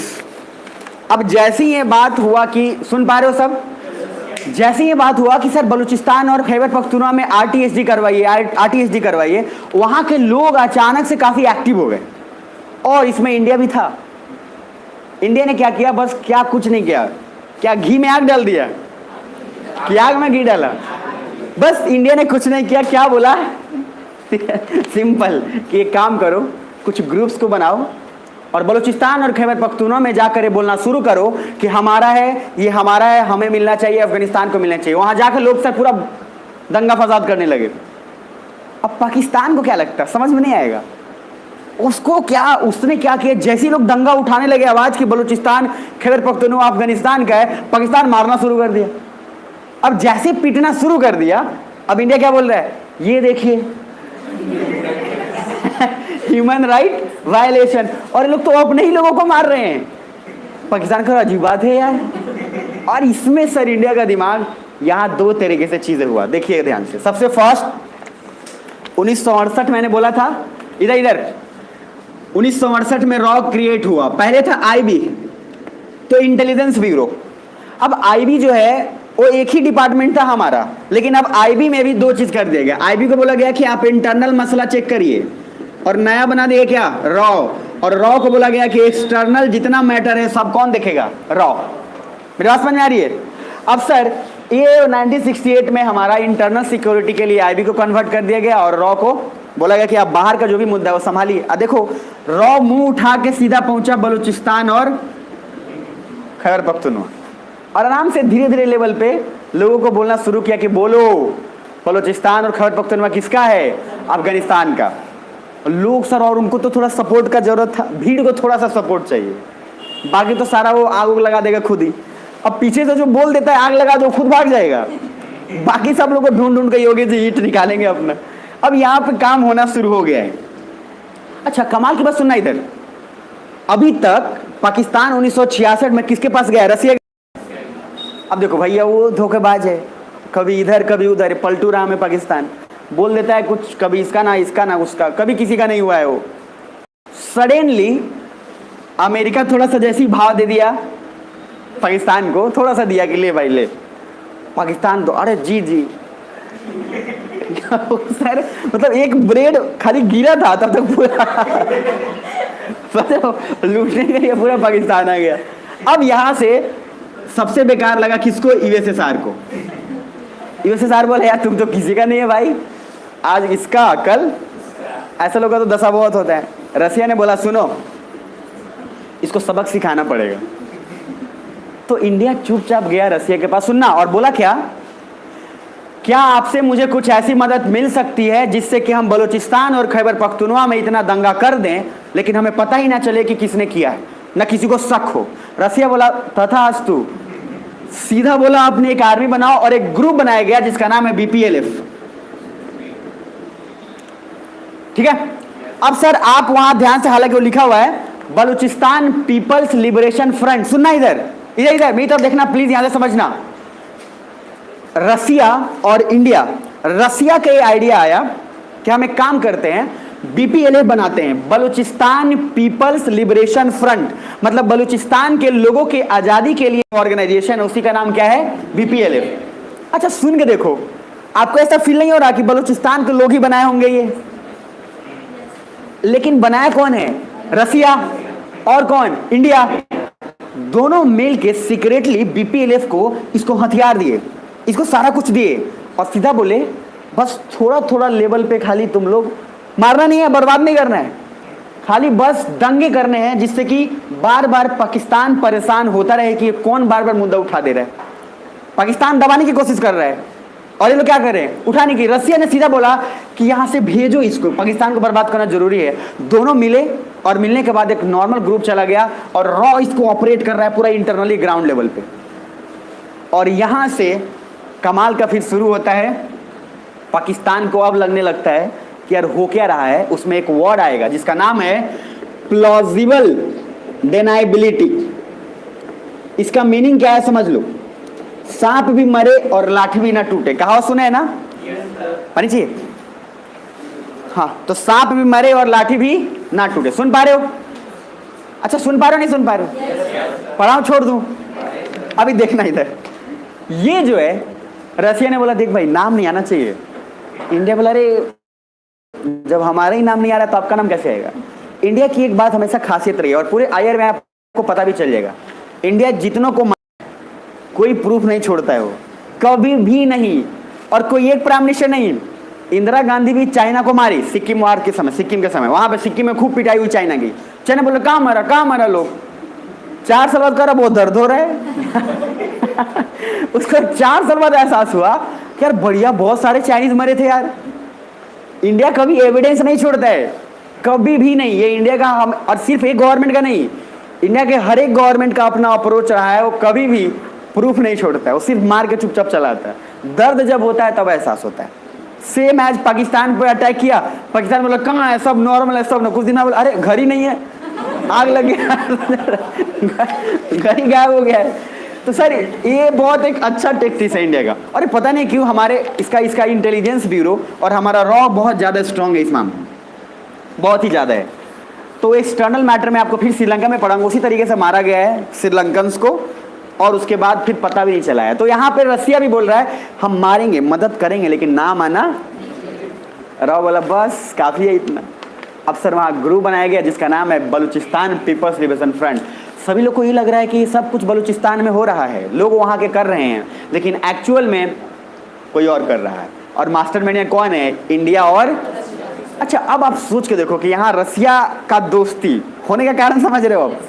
तो एक तरफ तो यूएस सपोर्ट कर रहा था किसको, पाकिस्तान को, अब इधर रसिया किसको सपोर्ट कर रहा है, इंडिया को। अब जरा नीचे आओ, वहीं पे एक वर्ड है देख लो। रॉ ने कहा पाकिस्तान एग्रेसिव है तो हम उसको एग्रेशन से ही जवाब देंगे। रॉ भी ये थक गया था, इंडिया भी थक गया था कि पाकिस्तान के इन दिमाग खराब कर दिए लोग, बार बार कभी आप सुनोगे एलओसी कर दिया, एलओसी सीज फायर कर दिया, ये कर दिया, वो कर दिया, सारा कुछ पाकिस्तान में पढ़ाऊंगा। परेशान हो गया था इंडिया, बोला कि सर खत्म करो, आगे देखना। अब सर रॉ ने कहा कि पाकिस्तान एग्रेसिव है, उसको उसी में जवाब देंगे, ईस्ट पाकिस्तान को as a fault line for Pakistan. अभी बस इतना समझना, ईस्ट पाकिस्तान मतलब पाकिस्तान का पूर्वी वाला हिस्सा, जिसको कन्वर्ट करके क्या बना दिया गया, बांग्लादेश। अभी बस उतना समझना एज ए ग्लोब पे। तो सर ईस्ट पाकिस्तान को फॉल्ट लाइन बनाया, रॉ समझ चुका था कि यहां पे हम आराम से वो सारा कुछ काम कर सकते हैं जो जरूरी है, क्योंकि यहाँ के लोग खुद पाकिस्तान के सपोर्ट में नहीं हैं। अब अफगानिस्तान साथ में था ही, जरा नीचे आइए। रॉ थॉट कि वो लोग बलूचिस्तान और खैबर पख्तूनवा के नेशनलिस्ट को सपोर्ट करेंगे, बट उसका नाम नहीं आना चाहिए। सो इन 1969 1969 जब अफगानिस्तान एंड सेंट्रल एशिया के कंट्रोल में था, उस समय India went USSR, India USSR के पास गया एंड कहा कि बलूचिस्तान और खैबर पख्तूनवा में कुछ हो सकता है क्या, क्योंकि इंडिया वांट्स प्लॉजिबल डिनायबिलिटी। इंडिया भी यही चाहता था कि सांप भी मरे और लाठी भी ना टूटे, कि मार दें और नाम भी ना आए। आगे आ जाओ। Then Russia said okay we will make some front and हम दोनों का नाम नहीं आएगा। So in 1970 BPLF Balochistan People's Liberation Front covertly created. सुनना इधर, कोवर्ट और ओवर्ट समझ लेना इधर, ये 2-3 शब्द है जिसको आपको यहां समझ लेना है बार बार। इधर देख लीजिएगा, कोवर्ट और एक है ओवर्ट। देखो कोवर्ट मतलब होता है चुपचाप ढंग से, सीक्रेटली, बिना किसी को बताए ऑपरेशन आप कर रहे हैं, नॉर्मल आपका काम चल रहा है बिना बताए, ठीक। और ओवर्ट मतलब है आउटसाइड, मतलब सबको पता है कि इंडिया जाके मारपीट वहां कर रहा है, लेकिन कोवर्ट में क्या है, आप जो भी चीज कर रहे हो एकदम चुपचाप अंदर ही अंदर चल रहा है, किसी को पता नहीं है। इसी तरीके से 2 वर्ड और समझ लो जो आप लोग बहुत ज्यादा जानते भी हैं। एक वर्ड यूज होता है एक्सक्लूसिव, अरे नहीं लिखा रहता है, एक्सक्लूसिवली ऑन Amazon प्राइम, ठीक, exclusively on this, exclusively on Flipkart. और एक होता है वर्ड इंक्लूसिव, एक है एक्सक्लूसिव, दूसरा क्या है, अरे मॉल के बाहर भी लिखा रहता है। तो ज्यादातर आप जो गांव के जाते हैं उसको क्या मतलब एक्सक्लूसिव वगैरह से, वो सीधा देखता है ऐसा लिखा रहता है 99 रुपए में शर्ट एक्सक्लूसिवली इन भी मार्ट मान लो, और उसको मतलब इससे नहीं है वो एक्सक्लूसिव लिखा है, उसको सीधा क्या दिख रहा है 99। अब 99 में क्या मिलेगा वो अंदर घुसेगा पहले और सीधा पूछे भाई 99 में क्या मिल रहा है, 99 जो मिल रहा है वो दे दो, जरूरत नहीं है सब, ठंडा में मिल रहा है 99 रुपए में 10 बोतल लेके जाओ जो मिले भाई दे दो। इंडिया में बोलते हैं कहावत कि फ्री के चंदन घसा रघुनंदन। मतलब इंडिया में अगर फ्री में कुछ भी मिल जाए तो इसलिए गांव में कहावत है कि फ्री में अगर मिर्च भी मिले तो लोग आंख में रगड़ लेंगे। खैर आप लोग ऐसे नहीं है। अब जरा देखना, एक्सक्लूसिव मतलब होता है ओनली ऑन, सिर्फ एक जगह, मतलब एक आदमी की बात कर रहे हैं एक्सक्लूसिवली। और यहां इंक्लूसिव मतलब सबका साथ सबका विकास। तो यहां इंक्लूसिव मतलब है सबका, यहां है सिर्फ एक का। ये बहुत इंपॉर्टेंट है क्योंकि आगे वर्ड आएगा ये बार बार हर जगह, इकोनॉमिक्स में भी आपको परेशान करेगा, पॉलिटी में भी, आईआर, हिस्ट्री, हर जगह। तो ये एक्सक्लूसिव मतलब सिर्फ एक जगह या सिर्फ एक आदमी के पास हो, और इंक्लूसिव मतलब क्या, सबका साथ। तो मान लो अगर नरेंद्र मोदी बोल रहे हैं सबका साथ, तो ये एक्सक्लूसिव बोल रहे हैं कि इंक्लूसिव, इसलिए न्यूज़पेपर में बार बार वर्ड यूज होगा इंक्लूसिवली, और आप समझ नहीं पाएंगे कि इंक्लूसिवली मतलब क्या है जब वर्ड यूज हो एक्सक्लूसिवली। इसलिए द हिंदू को समझने के लिए एक एक सारे वर्ड आपको आराम से समझ में आएंगे, परेशान नहीं होना है। ठीक है, आगे बढ़े।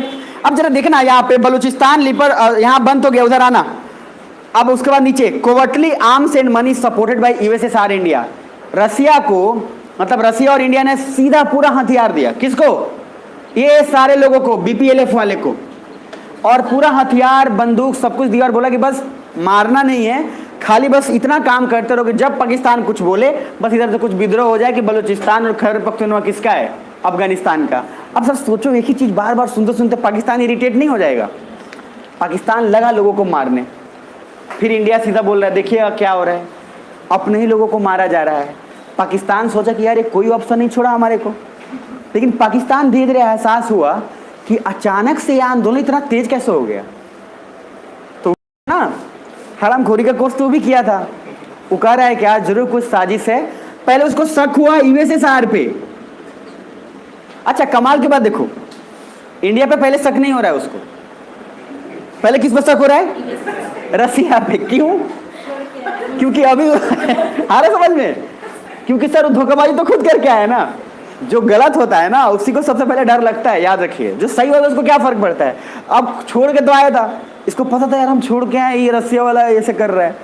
और दूसरा जब उसको लगा कि नहीं यार ये तो सारा मास्टरमाइंड कौन है, इंडिया, कुछ दिन बाद पता चला। अब देखो पाकिस्तान का कैसे यू टर्न। अब पाकिस्तान ने फिर थोड़ा सा सोचा कि यार इंडिया ऐसे नहीं है, ये मारने लगा है, अब जवाब नहीं दे। क्या कि हमारे प्राइम मिनिस्टर का कुछ ऐसा रोल था कि जब भी पाकिस्तान कुछ करता था तो प्राइम मिनिस्टर बोलते थे इस बार किए ठीक है, अगले बार कुछ हुआ तो जवाब देंगे। फिर मार दिया पाकिस्तान, फिर बोला इस बार किए, अगले बार फिर करिएगा तो जवाब हो ही नहीं रहा है। पाकिस्तान को समझ में आ गया था कि इंडिया खाली क्या है, ये शांत देश है, लेजी है, सुस्त है, दम है नहीं इसमें, मारो। अब जैसे ही आए ये अब वो बोला एक मार, बोला चार मार। सडनली सीधा बदल गया, और ये बदला यहां से नहीं, इंदिरा गांधी के समय से। इंदिरा गांधी ने बोला कि अगर वो एक मारे तुम चार मारो, सीधा सर स्टेटमेंट यूज किया हुआ था। ये इंटरनली रिकॉर्डेड स्टेटमेंट है, और रॉ के जो रिटायर्ड हैं उन लोगों का ये कहना है कि इंदिरा गांधी ने बात बोला था ब्लीड पाकिस्तान, पाकिस्तान को पूरी तरीके से सर खूनाम खून बर्बाद कर दो, ये स्टेटमेंट यूज किया हुआ है। तब पाकिस्तान को लगा अल्लाह ये मतलब क्या मारा है।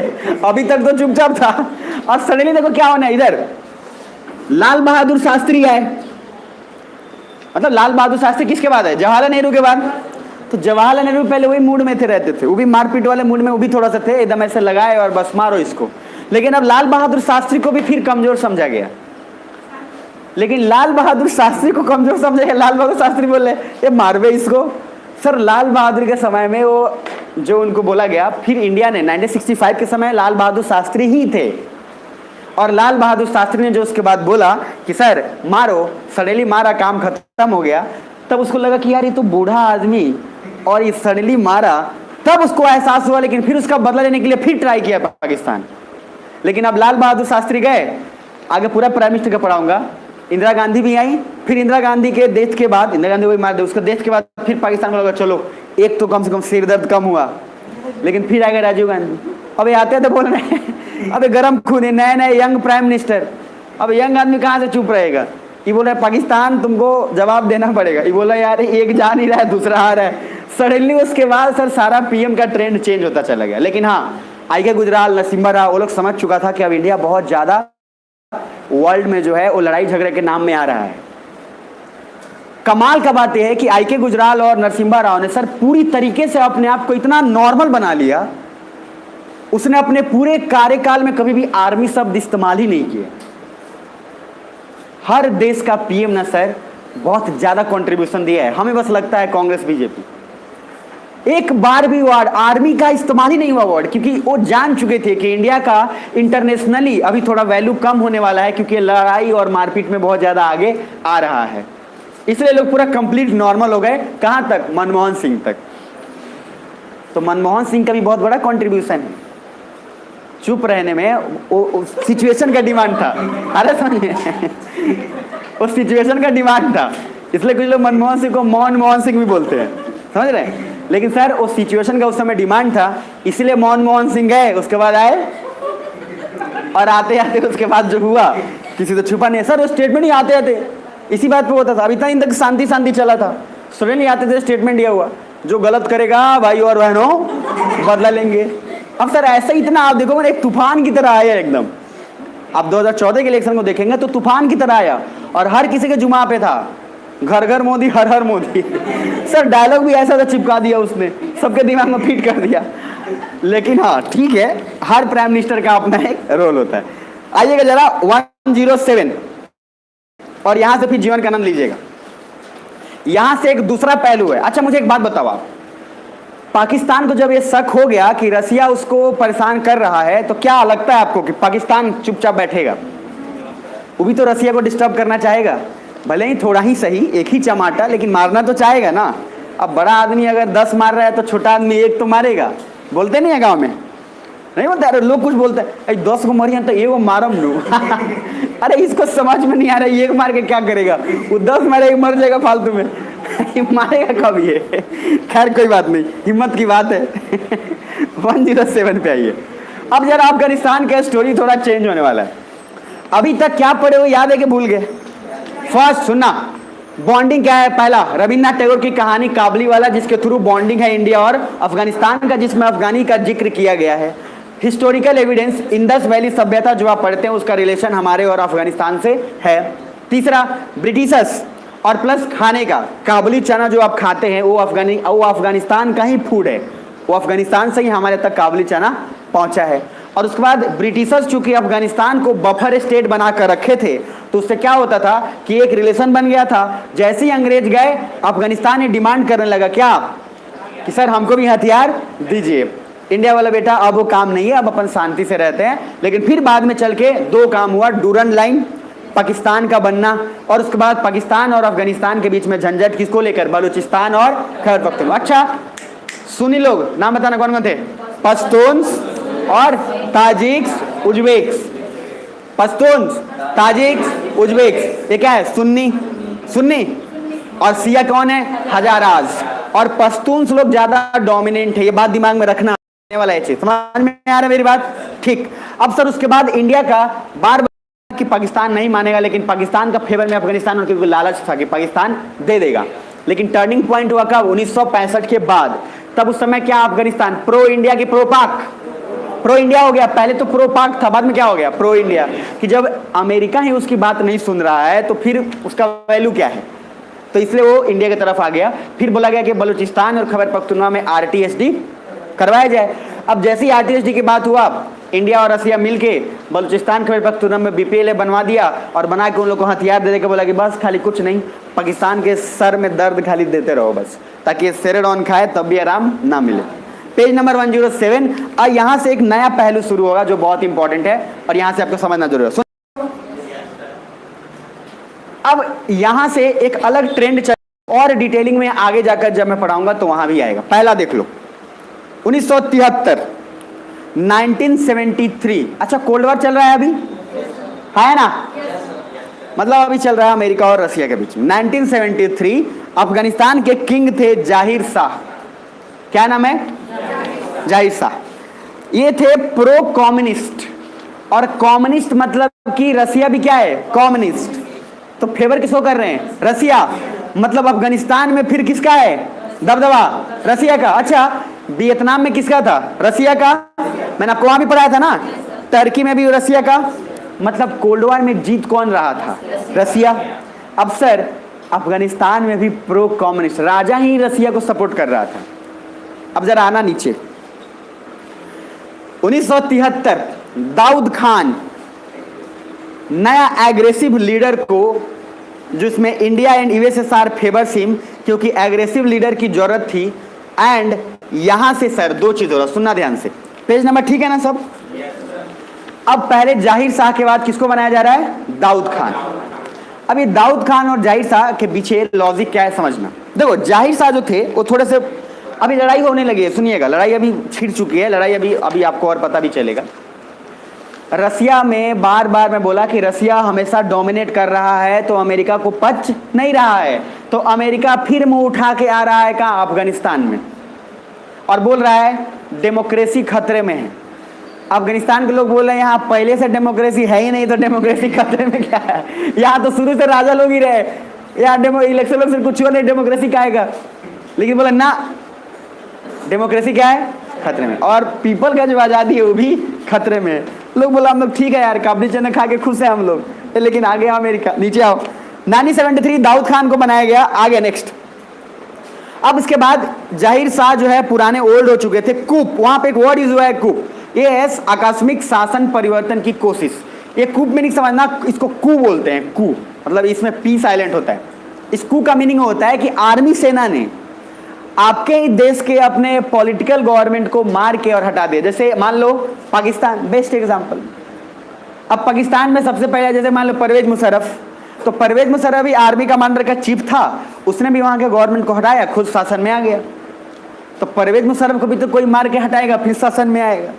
तो पाकिस्तान में ऐसा ही चलता है।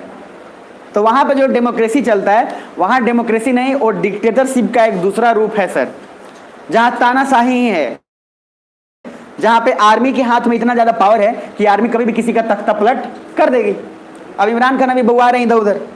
अब इमरान खान के पीछे आप देखो नया, मुझे जहां तक लगता है, खैर फ्यूचर में देखा जाएगा, लेकिन एक नए और आने वाले हैं, शोएब अख्तर। तो शोएब अख्तर साहब भी आएंगे, चिंता मत करिए, ठीक है। क्रिकेटर से और उसका संबंध हमेशा रहता है।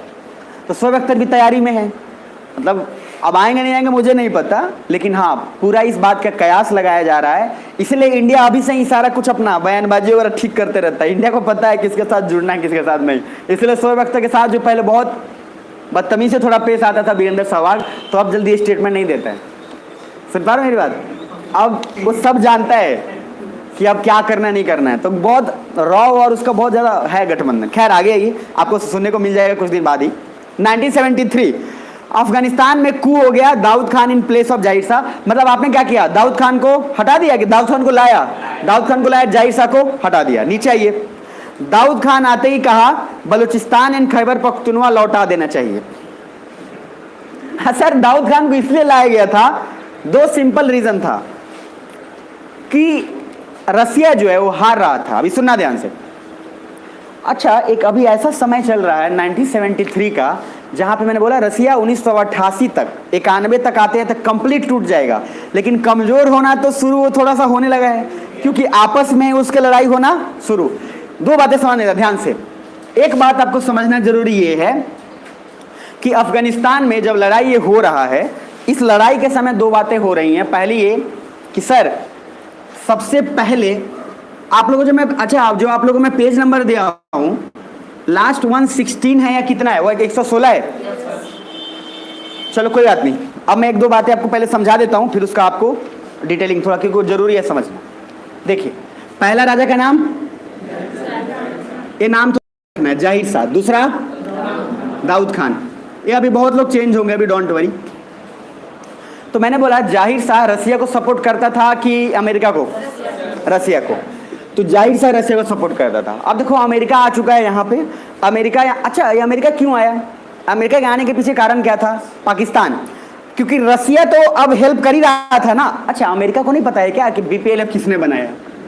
उसको भी तो पता है कि सब रसिया और इंडिया मिलकर कर रहा है। तो अब उसने भी क्या सोचा कि पाकिस्तान को बोला। अब पाकिस्तान कहाँ जाएगा? अब रसिया के पास जाके मुंह उठा के चली आया, अब कौन बचा? पापा जी।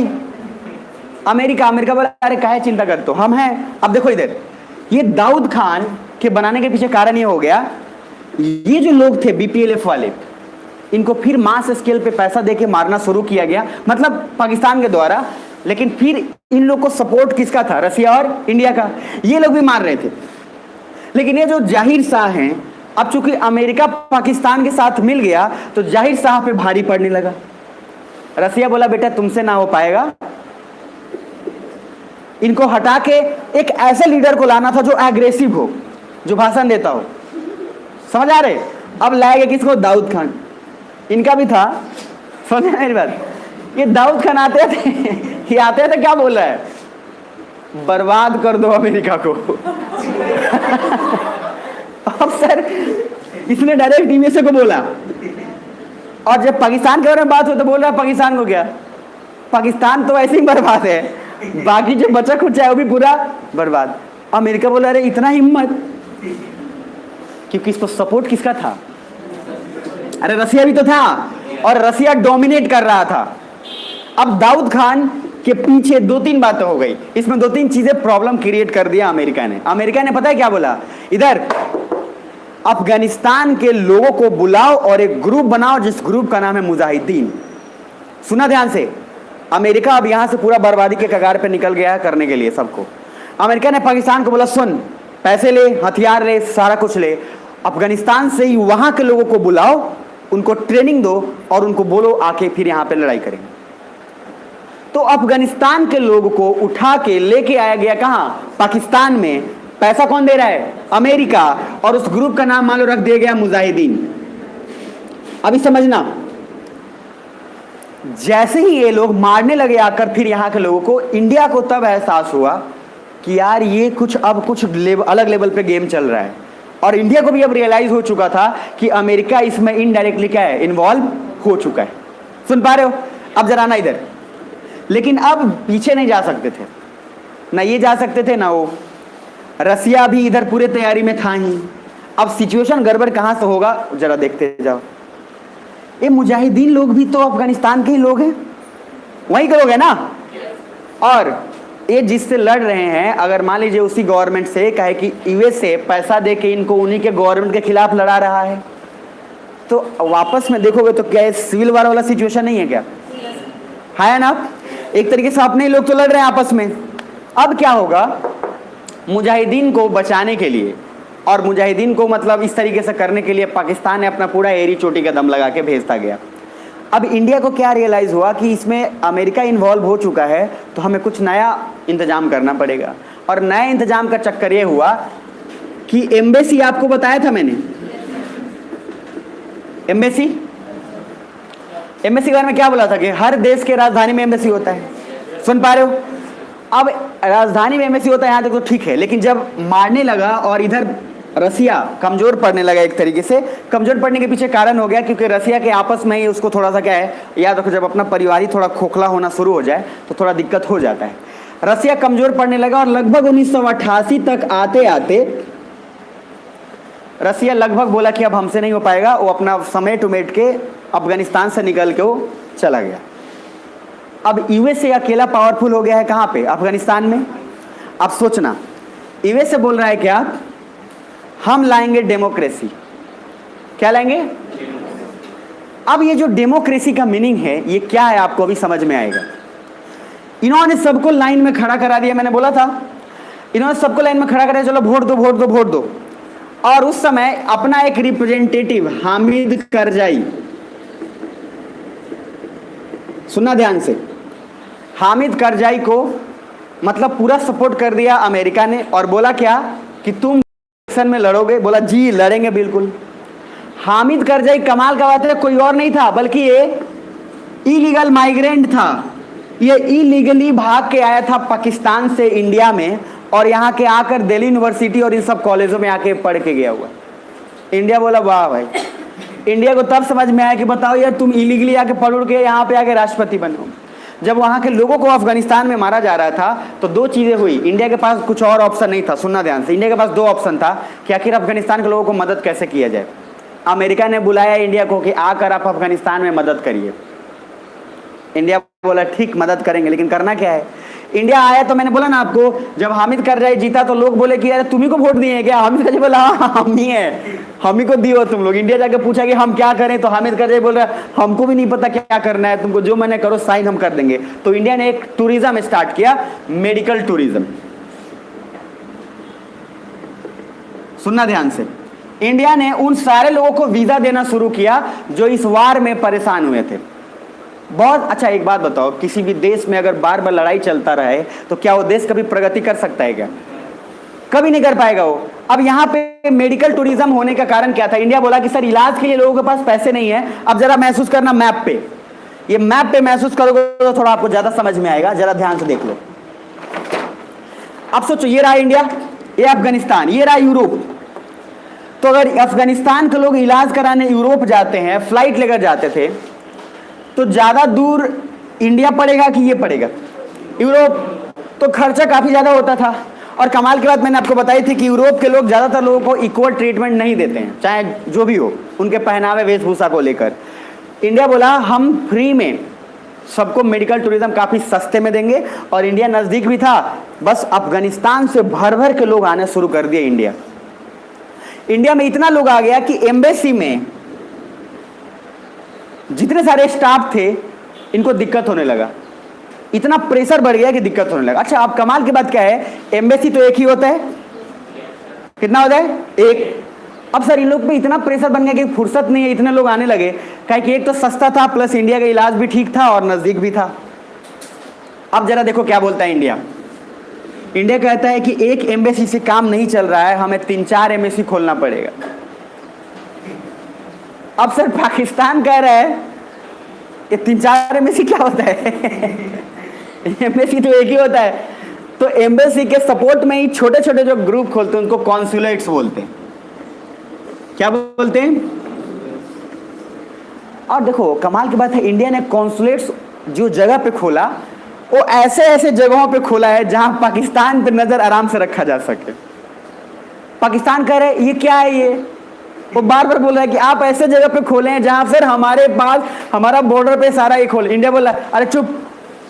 वो अमेरिका के पास गया तो अमेरिका बोल रहा है तुमको शर्म नहीं आता है? इंडिया एक तो इंडिया सब लोगों की मदद कर रहा है और तुमको अभी भी ये लग रहा है कि तुम पे इंडिया ताकाजाकी कर रहा है। सर इंडिया ने रॉ का एक गेम ऐसा था, तो जो कुछ कुछ जगह थे उसमें आपको नाम आ जाएगा। मज़ार शरीफ मैंने पढ़ाया था आपको, मज़ार शरीफ एक जगह मैंने नहीं बताया था, आईआर पढ़ा जब मैंने पढ़ाया था आपको, एशिया पढ़ा रहा था तब। एशिया नहीं पढ़े थे? एशिया कितने लोग पढ़े थे? उन्हें मज़ार शरीफ जगह था नहीं, उसने बताया था। अब कुछ जगह इसमें ऐसे आएगा, जलालाबाद, ये सब जगह कुछ मैं अभी बताने वाला हूँ, हेरात, ये यहाँ पे कॉन्सुलेट्स खुलेगा। सुना इधर ध्यान से देखो, अभी जितना पढ़ाया हूँ पहले एक बार मैं रिपीट करता हूँ, फिर आगे बढ़ाऊंगा। पेज नंबर पहले 107 पे आओ, जल्दी से क्विक। 1973 अफगानिस्तान किंग नाम क्या है? जाहिर शाह। आगे नेक्स्ट दाऊद खान, फिर आ गए। उसके बाद यहां से 1973 में अफगानिस्तान ने दाऊद खान को लाया। दाऊद खान आते ही कहा बलूचिस्तान और खैबर पख्तूनख्वा लौटा देना चाहिए। Then Pakistan becomes more insecure. Pakistan सोचा कि ये क्या बोल रहे हैं, पागल हो गया है। एंड देन 1971 में ईस्ट पाकिस्तान बांग्लादेश बन गया। एंड अब बलूचिस्तान और Khyber Pakhtunkhwa, so Pakistan went USA. Then USA कहा दाऊद खान को जो विरोधी है उनको सपोर्ट करो। सुना ध्यान से। अब अमेरिका भी इस बात से परेशान था कि दाऊद खान आते आते इतना बड़ा बवाल मचा दिया। बोला कि दाऊद खान के जो विरोधी हैं उनको पकड़ो और एक ग्रुप बनाओ, और वो ग्रुप को दाऊद खान के खिलाफ खूब भड़का दो। अब उस ग्रुप में 4 लोग हैं, नाम देख लो। पहला अहमद शाह मसूद, ये नाम थोड़ा बहुत सुना सुना होगा, और लॉकडाउन में यही चल रहा था, तो अहमद शाह मसूद। दूसरा बुरहानुद्दीन रब्बानी, उसके बाद गुलबुद्दीन हेकमतियार और काजी मोहम्मद अमीन। ये 4 लोगों को नाम आप कैसे याद रखोगे? शॉर्ट फॉर्म में। पहला याद रखो अहमद शाह मसूद, याद हो जाएगा। उसके बाद रब्बानी याद रखना, उसके बाद हेकमतियार, और उसके बाद मोहम्मद अमीन। इस तरीके से नाम याद रखना, पूरा नाम याद रखने की जरूरत नहीं। इसमें से 4 नाम में से जरूरी हैं, बट इसमें अहमद शाह मसूद चूंकि बहुत ज्यादा फिर आगे चल के हो जाएगा, इसलिए इसका नाम दिमाग में रखना है। सुन पा रहे हो? ये 4 नाम आप एक बार लिख के उधर साइड में राइट साइड में देखना मैंने क्या लिखा है। पाकिस्तान ने इन 4 को लेकर बनाया जमाते इस्लामी, एक संगठन बनाया जिसका नाम क्या पड़ा? जमाते इस्लामी। सुन पा रहे हो? अब सर ये चारों लोग प्रो इस्लामिस्ट थे एंड एंटी कम्युनिस्ट भी थे। तो ये चारों लोग को रसिया से एंटी कम्युनिस्ट समझ रहे हो? और एंटी कम्युनिस्ट का मीनिंग क्या है? मतलब कि कम्युनिस्ट के खिलाफ कि कम्युनिस्ट के समर्थन में? खिलाफ। और कम्युनिस्ट के खिलाफ भड़काया कोई और नहीं, अमेरिका ही भड़काया था और पाकिस्तान। तो इन चारों को लेके एक ग्रुप बना दिया गया और उस ग्रुप का नाम क्या था? क्या? जमाते इस्लामी। शॉर्ट फॉर्म इसको जीआई लिखते हैं। शॉर्ट फॉर्म में क्या लिखेंगे? जीआई। क्या हो गया? पानी। तो जमा पानी दे दीजिए। अब जमाते इस्लामी के बाद नेक्स्ट आगे नीचे ये चार नाम देख लिए आप? अरे है ना तो बोलो। अभी तक यहीं तक रहने देना क्योंकि इसको मुझे और इसमें और डिटेलिंग जाना है। पेज नंबर एक बार आना 103 पे जल्दी से आइए एक बार 103 आगे नहीं आगे पहला आप एक बार बस 2 मिनट आप सिर्फ 103 से 106 तक खाली एक बार बस स्कैन मारो क्विकली थोड़ा।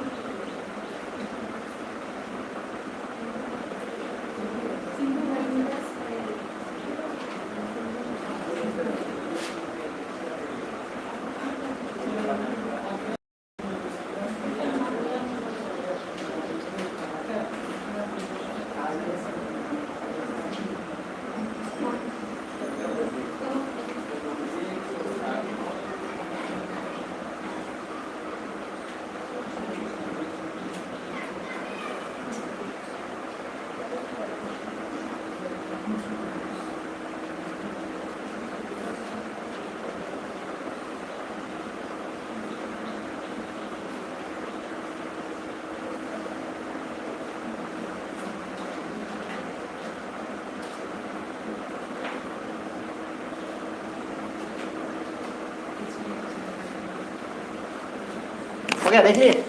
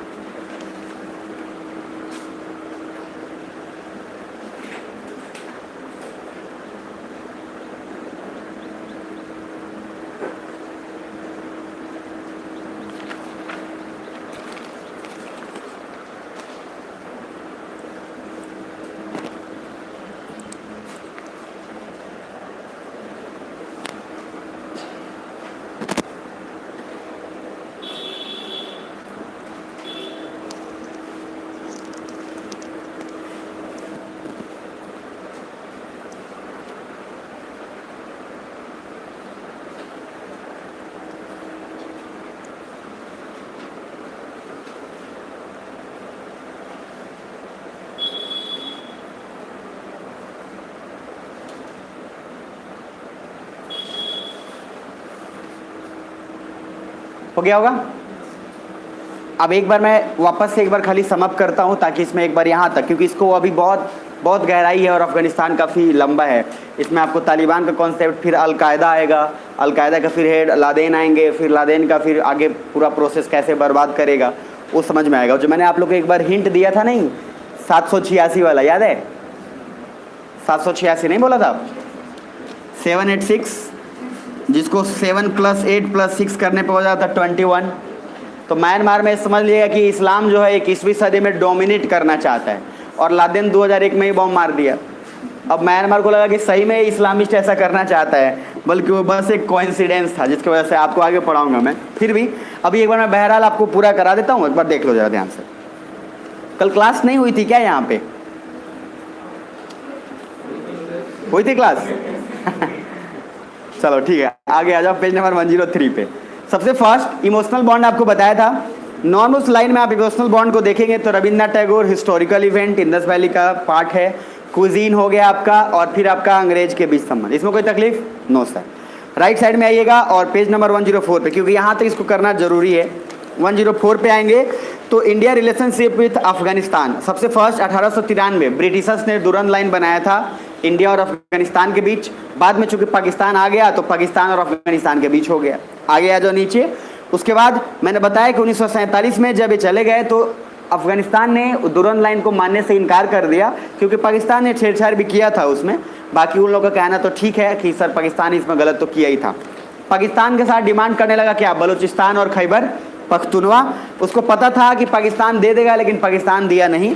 यहाँ से टर्निंग पॉइंट रहा और फिर अफगानिस्तान किसके साथ आ गया? इंडिया के साथ। पेज नंबर 105 पे आएंगे तो वहाँ मैंने बताया आपको क्या कि 1965 में इंडिया पाकिस्तान का वार हुआ, पाकिस्तान हार गया। वहाँ से पाकिस्तान अमेरिका के पास गया, अमेरिका ने भी उसकी बात नहीं मानी। जब अमेरिका ने भी नहीं मानी तो अफगानिस्तान को ये लगा कि सर जब वो नहीं मान रहा है उसका बात, तो फिर हम तो टर्न पॉइंट हो गया। फिर उसके बाद ताशकंद एग्रीमेंट किसके पास चला गया? रसिया के पास। रसिया कब? 1966। अब इसके बाद अग्रीमेंट के बाद यहाँ तो आ गया, वो भी एक टेम्पररी एग्रीमेंट था, वो भी रहना तो था नहीं उसको। आरटीएसडी का डिमांड हुआ कि सर आप राइट टू सेल्फ डिटर्मिनेशन, लोगों से पूछ लीजिए।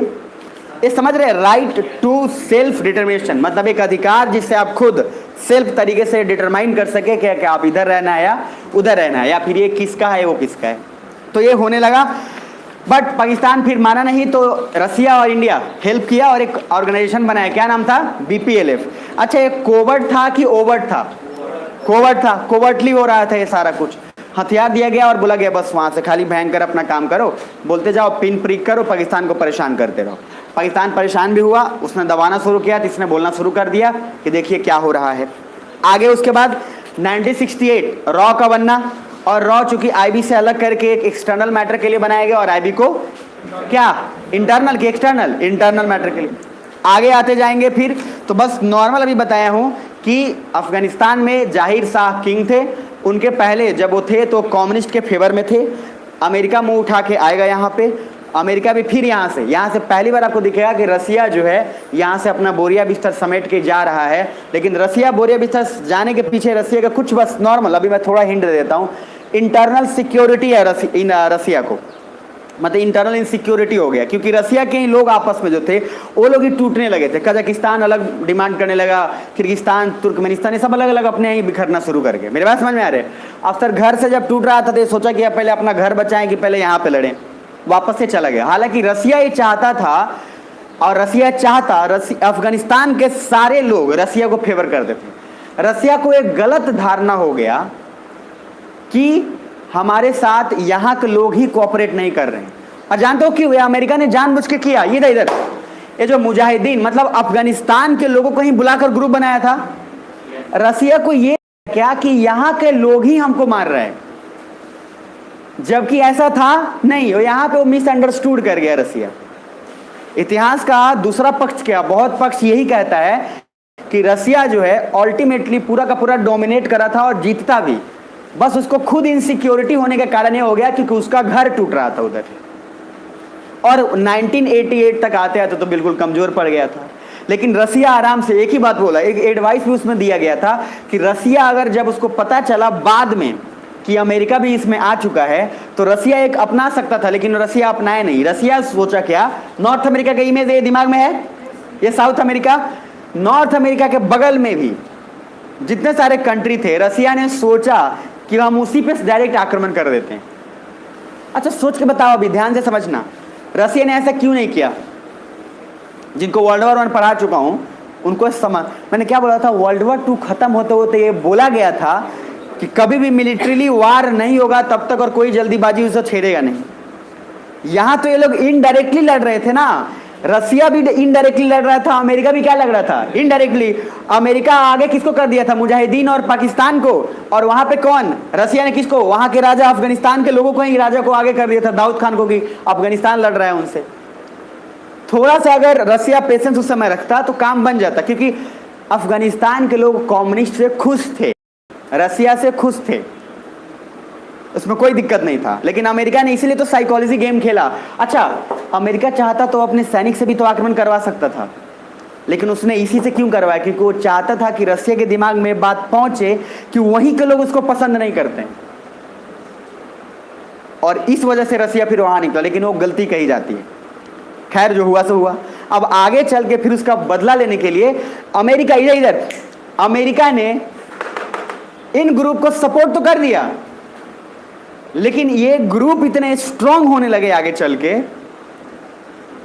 कि अमेरिका को ही बोला बेटा अभी समझना, और उसके पीछे कारण था, ये पूरा डिटेल चलेगा। अमेरिका ने वादा किया था कि हम जब तुम लोग अगर मार देते हो, रसिया को भगा दो, तुम्हारा सरकार बनवाएंगे हम अफगानिस्तान में। तो ये लोग इस शर्त पे बने थे। सुनो, क्या सुन पा रहे हो आप? अरे है ना, मतलब सुना ये था कि आपको सरकार में लाएंगे, आप रसिया को बस मार के भगा दो। अब रसिया को तो मार के भगा दिया, अब क्या बोले अमेरिका से लोग? सरकार बनाइए। अमेरिका बोल रहा है कौन बे तू?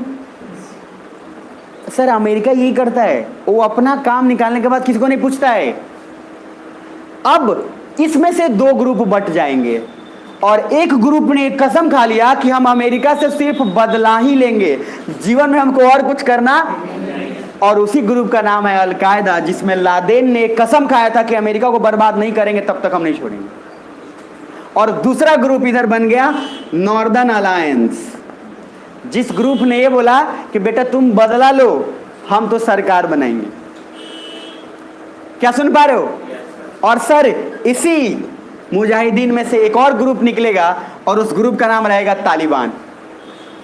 मतलब कि मान लो, ऐसा अभी बस रफ आइडिया समझो, मान लो 70 लोग को बुलाए थे, इधर समझ लो, इधर मान लो, ऐसे समझो 100 लोग आए थे, 100 लोगों को आप ट्रेनिंग दे रहे थे, ठीक? सुन रहे हो? 100 लोगों में से आपने एक बार पहले 40 लोगों को भेज दिया कि जाओ और मारो। अब 40 लोग गए तो 40 लोग क्या होंगे? जाहिर सी बात है सीनियर्स ही होंगे। अच्छा, जब सीनियर जाएंगे तो जो जूनियर यहां बैठे हुए हैं उनको तो इस बात का तकलीफ होगा, अरे होगा नहीं होगा, कि सब सीनियर ही मलाई ले रहा है। और ऊपर से अमेरिका ने क्या बोल दिया कि इसी सीनियर्स में से जो सबसे ज्यादा मार के भागेगा उसको सरकार उसके साथ हम बनवा देंगे। तो जूनियर बोला हमको क्या मिले? भाई जूनियर भी तो बोलेगा हमको क्या मिला। अब जूनियर ने अपने एक अलग संगठन बना लिया और बोला हम तालिबान बनाएंगे। और तालिबान का एक ही मीनिंग होता है छात्र, स्टूडेंट, छात्र का संगठन। अब तालिबान को क्यों बनाया? इसलिए इसमें भी अमेरिका का चाल था। सुनना ध्यान से, आराम से समझना, परेशान मत होने, बात वापस भी आएगा, लेकिन अभी समझ लो रफ आइडिया। इधर अमेरिका बोल रहा था क्या कि ये 40 लोग जिनको भेजा था ये बहुत तेज बन रहे हैं, क्या है कि ये सब टारगेट क्या कर लिए। जब इसको अमेरिका को पता चला कि एक ने कसम खा लिया हम ही को मारेगा, अमेरिका को भयंकर इनसिक्योरिटी हुआ, वो शिव जी वाला वरदान वाला। अब सर अमेरिका भागा फिर रहा है। और आपको बता दूं उस आदमी ने इतना बड़ा कमिटमेंट किया था, आप सोचो, लादेन बिना किए छोड़ा भी नहीं। व्हाइट हाउस पे सर हेलीकॉप्टर से और पूरा क्रैश करवा दिया। और वो जिद था जिसने मतलब 10 साल 12 साल पेशेंस रखा और 2001 में आके मारा। उतना बड़ा सर आप समझ रहे हो किसी कुछ करने का। सर उसको बार बार उसको बुलाया गया, फिर तालिबान ने बाद में इधर ये सीनियर्स लोग में से 2 ग्रुप बन गया। अमेरिका को जब ये पता चला कि एक ऐसा ग्रुप है उसी में से जो हमको मारना चाहता है, तो अमेरिका ने बोला कि अच्छा देख लेंगे। अच्छा, तालिबान के पास तब तक 2 ऑप्शन था कि या तो सरकार में आ जाए, क्या है कि सीनियर्स लोग तो अपना लड़ाई में, एक ग्रुप क्या था, एक ग्रुप वो था जो ग्रुप क्या बना था बदला लेने के लिए। उससे कुछ भी पूछा जाता था एक ही बात बोलता था, हमका चाहिए बदला। अमेरिका पे आक्रमण से पहले मुझे एक बात बताओ, इतना आसान है क्या अमेरिका पे हमला कर दोगे? सर सुपर पावर है वो। लेकिन वही बोला जाता है जब इंसान की जिद और कुछ करने का पूरा एकदम स्ट्रांग डिजायर हो ना, वो कुछ भी कर देगा। अमेरिका पे आक्रमण करने से पहले मोरक्को के कॉन्सुलेट्स पे आक्रमण किया गया। मतलब अमेरिका का जो एम्बेसी होगा ना मोरक्को में, तो पहले वहां पे लादेन बम मार के पहले था लिया कि अमेरिका करता क्या है। फिर अफ्रीका के आगे कंट्री आते आते साउथ अफ्रीका, फिर अलग अलग कंट्री में जहां जहां एम्बेसी था हर जगह पे 4-4 बम मारा। अमेरिका को ये लगा कि ये ये कर कौन रहा है ये? अमेरिका उतना सजग भी नहीं हो पाया, अमेरिका सुपर पावर भी था। अब लादेन को लगा अब हम तैयार हैं, टेस्ट तो हो गया है ना, अब बम टेस्ट हो गया है, बंदूक भी टेस्ट हो गया है कि आगे से चल रहा है कि पीछे से चल रहा है। पहले अमेरिका भी टेस्ट करता है बंदूक, इसी में टेस्ट भी करेगा। अमेरिका इतना आरामखोर है, कभी भी फ्री में कुछ नहीं देता है। वो जानबूझ के जो हथियार देता है ना अमेरिका यहाँ अफगानिस्तान के लोगों को, उस समय बहुत ही ज्यादा प्रोडक्शन हो रहा था अमेरिका में हथियार का, तो अमेरिका ये चेक करना चाहता था कि गोलियां देखो कि आगे से जा रहा है कि पीछे से, तो वो अपना सैनिक लोग को नहीं, वो अफगानिस्तान को दे दिया था कि मार के देखो कि मारा आ गया, अरे खुद मर गया। हाँ, अमेरिका हर जगह अपना टेस्टिंग वार में किया है, अपने हर जगह अपने वेपन्स को, और वो खुद के सैनिक पे टेस्ट नहीं करवाता है, वो दूसरों पे बोलता है 10,000 का प्रोडक्ट है, बस ले जाओ भाई, तो मेरा भाई है, 1,000 में तुम्हारे लिए।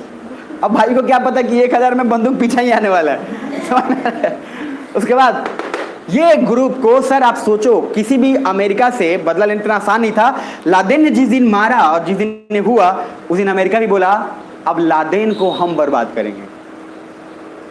लादेन को ढूंढना शुरू किया गया अमेरिका ने, और अमेरिका जानबूझ के नौटंकी करता है ये कि वो लादेन को नहीं कुछ कर रहा है, लादेन को कुछ नहीं कर रहा है। उसने पाकिस्तान को बोला कि तुम हमको ग्राउंड रिपोर्टिंग दोगे, काहे कि लादेन पाकिस्तान में ही शरण लिया हुआ था, और पाकिस्तान ग्राउंड रिपोर्टिंग दे रहा, और अमेरिका ड्रोन से, हेलीकॉप्टर से लादेन पर नजर रखा हुआ था पिछले 4 सालों से।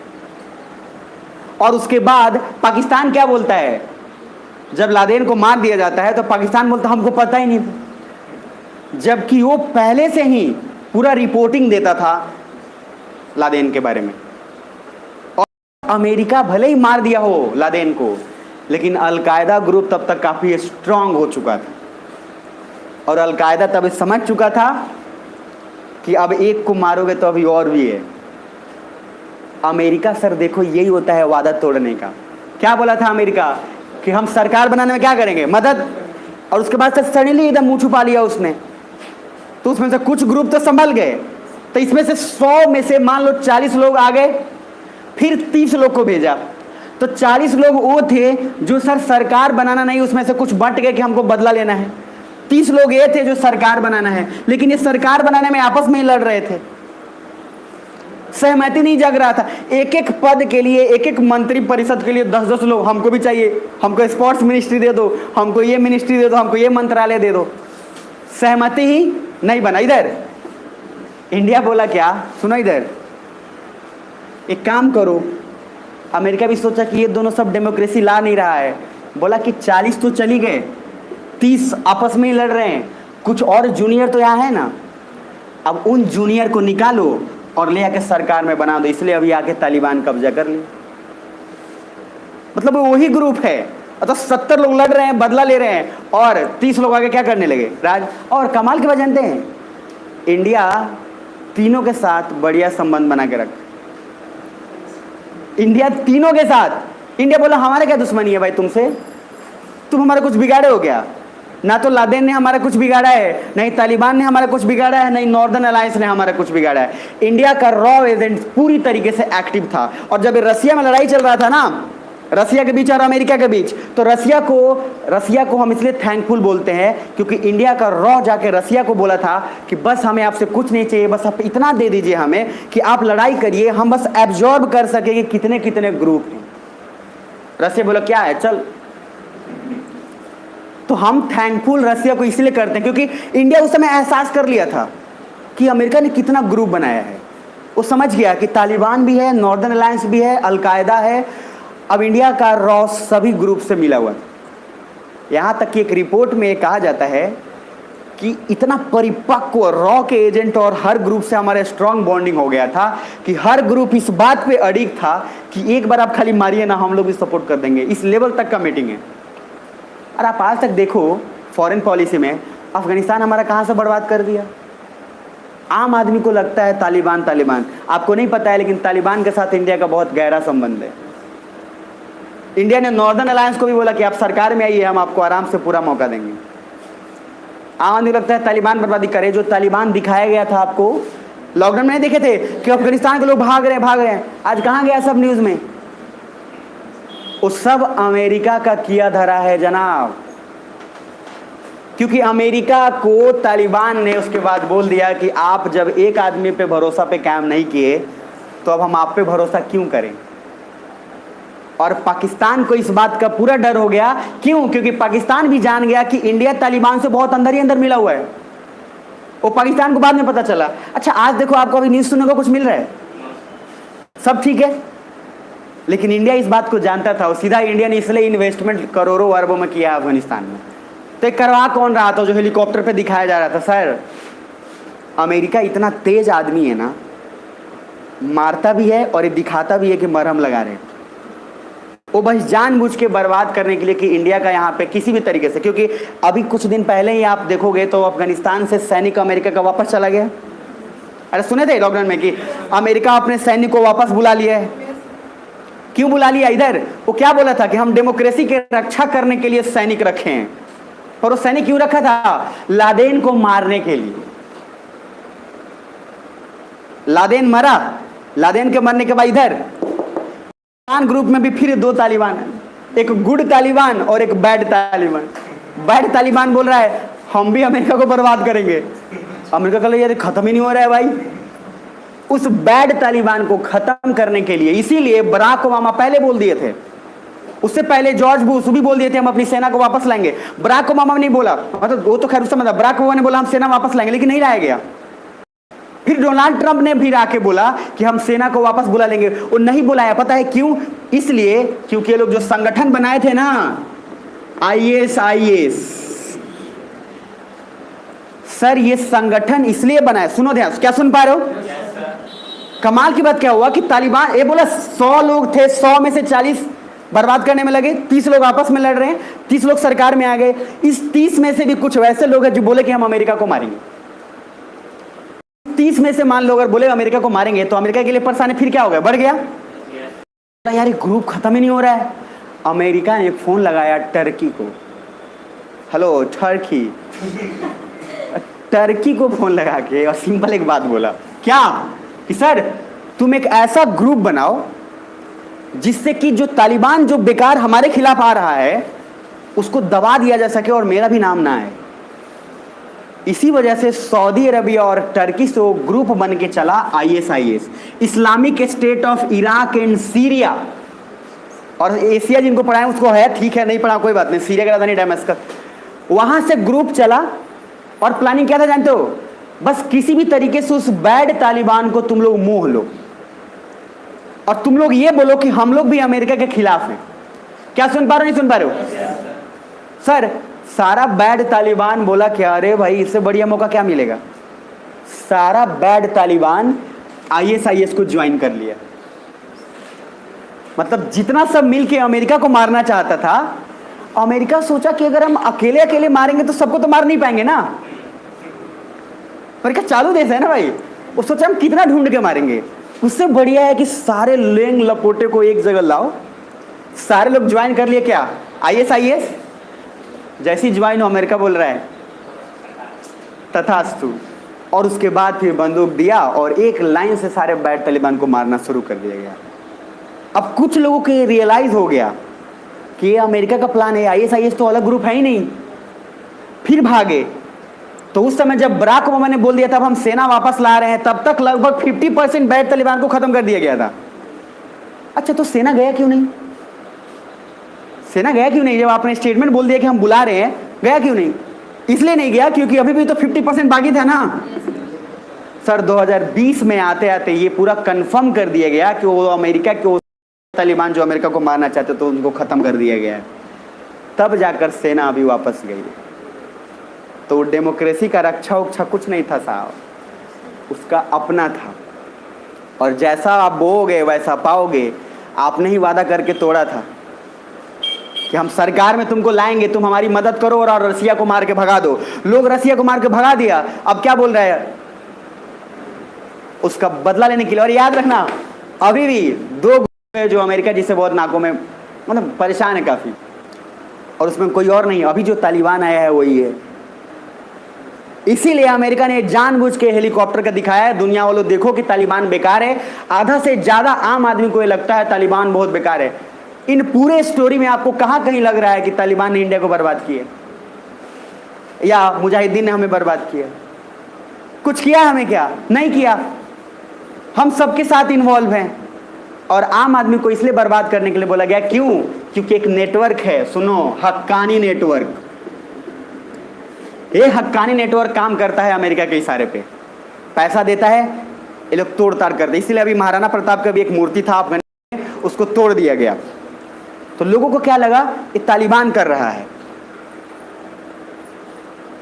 ये अमेरिका का दांव पेच है। क्यों? क्योंकि तालिबान अमेरिका से कब्जे से बाहर है। और कमाल की बात सुनो, तालिबान ने अभी शरण सिर्फ इंडिया में नहीं लिया, वो जाके चाइना से भी मिला, रशिया भी मिला। और तालिबान बोला हम उन सारे देशों से ट्रेनिंग लेंगे जहां जहां जरूरत है।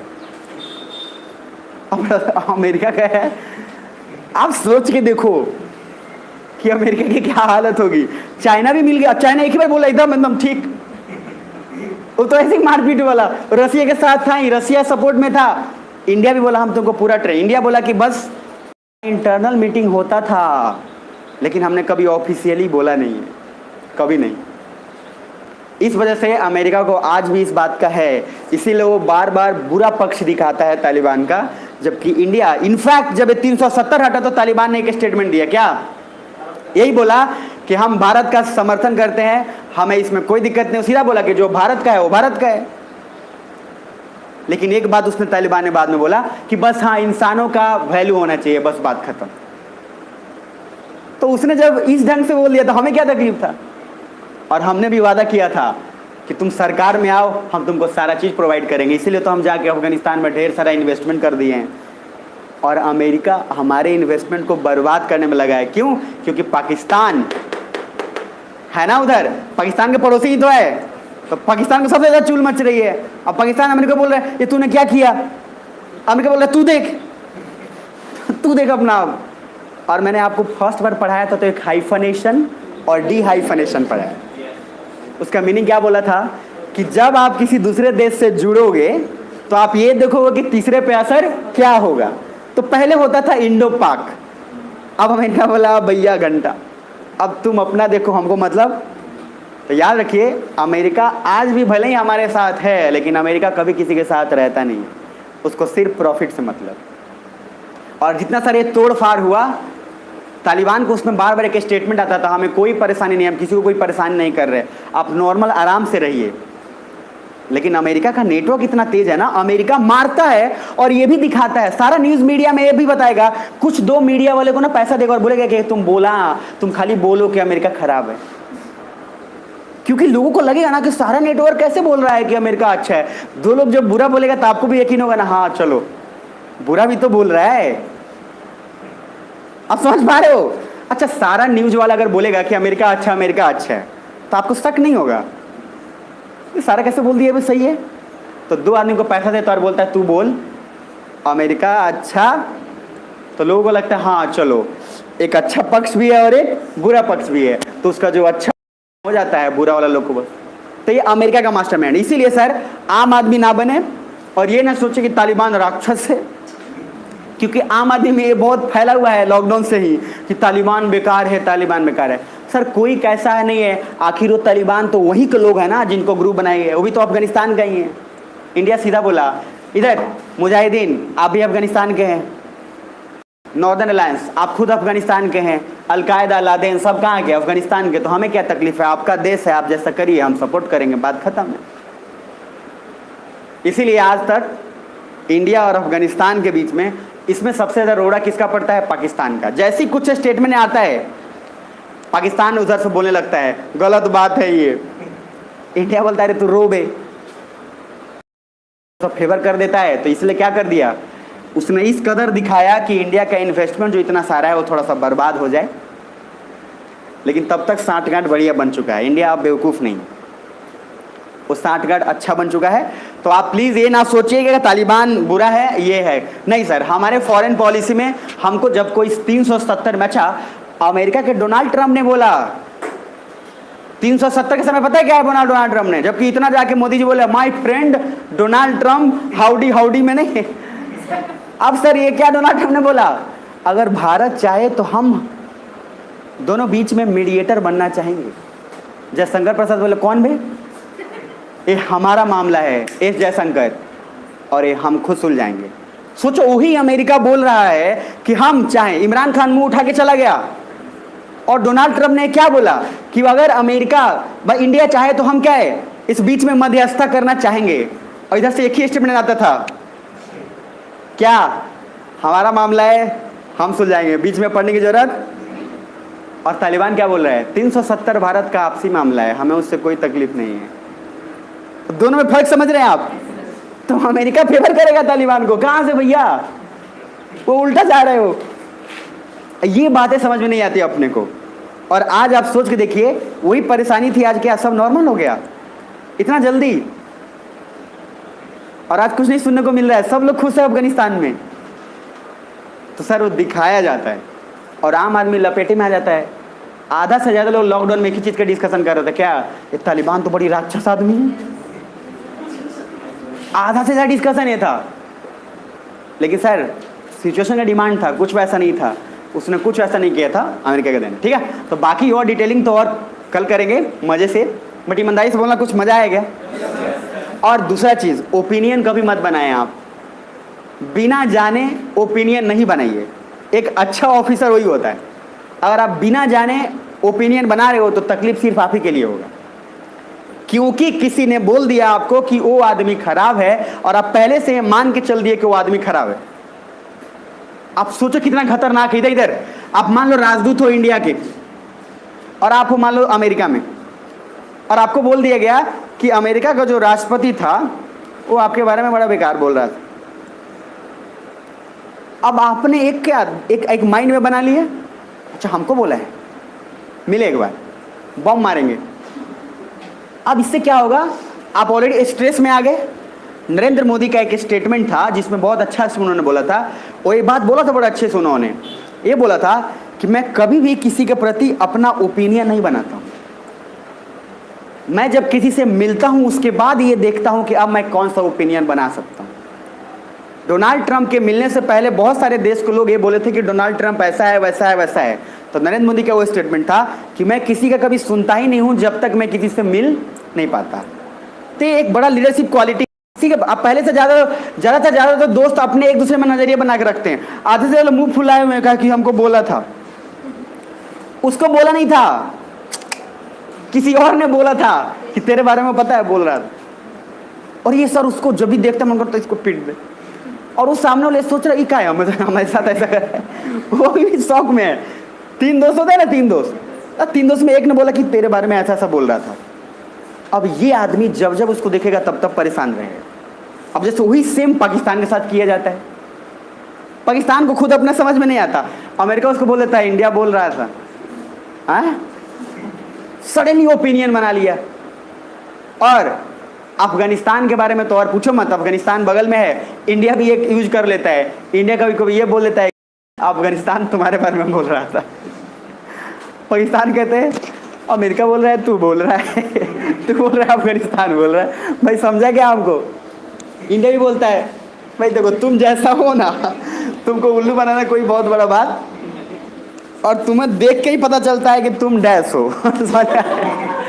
और ये जो तो कोई भी तुमको डैश बना देगा। सुन पा रहे हैं? अब वापस सुनना, पेज नंबर जहां तक को मिला है 2 काम है। रफ आइडिया मैंने आपको वहां बॉन्डिंग तक बनाया है। नॉर्दर्न अलायंस तालिबान, आगे आपसे रिक्वेस्ट है मेरे नोट्स को कभी भी पढ़ के मत आइएगा। जितना मैं पढ़ाऊं सिर्फ उतना ही पढ़िएगा। आगे से पढ़ के अगर आप आते हो और चाहते हैं कि हम क्लास में सर पता है तो हमको समझ में आना चाहिए, हाथ जोड़कर रिक्वेस्ट है, मत आना, नुकसान आपका होगा। समझ पा रहे हैं? हाँ या ना बोलो? यस। रिक्वेस्ट है, जब मैं पढ़ा दूं तभी कुछ पढ़िएगा, पढ़ के कुछ भी मत आइए मेरे पास, अपना ओपिनियन बना के प्लीज मत आइए। जितना भी आप पढ़े हैं साइड रखिएगा कुछ दिन के लिए, सिंपल सा बात। उसके बाद अपन देखेंगे, ठीक है? तो चलिए फिर मिलते हैं नेक्स्ट क्लास में, कंटिन्यू करेंगे, इसको आगे बढ़ाएंगे, और ये लंबा चलेगा तो क्लास मिस मत करना, नहीं तो बहुत पछताएंगे आप, ठीक है? अरे बिल्कुल होगी।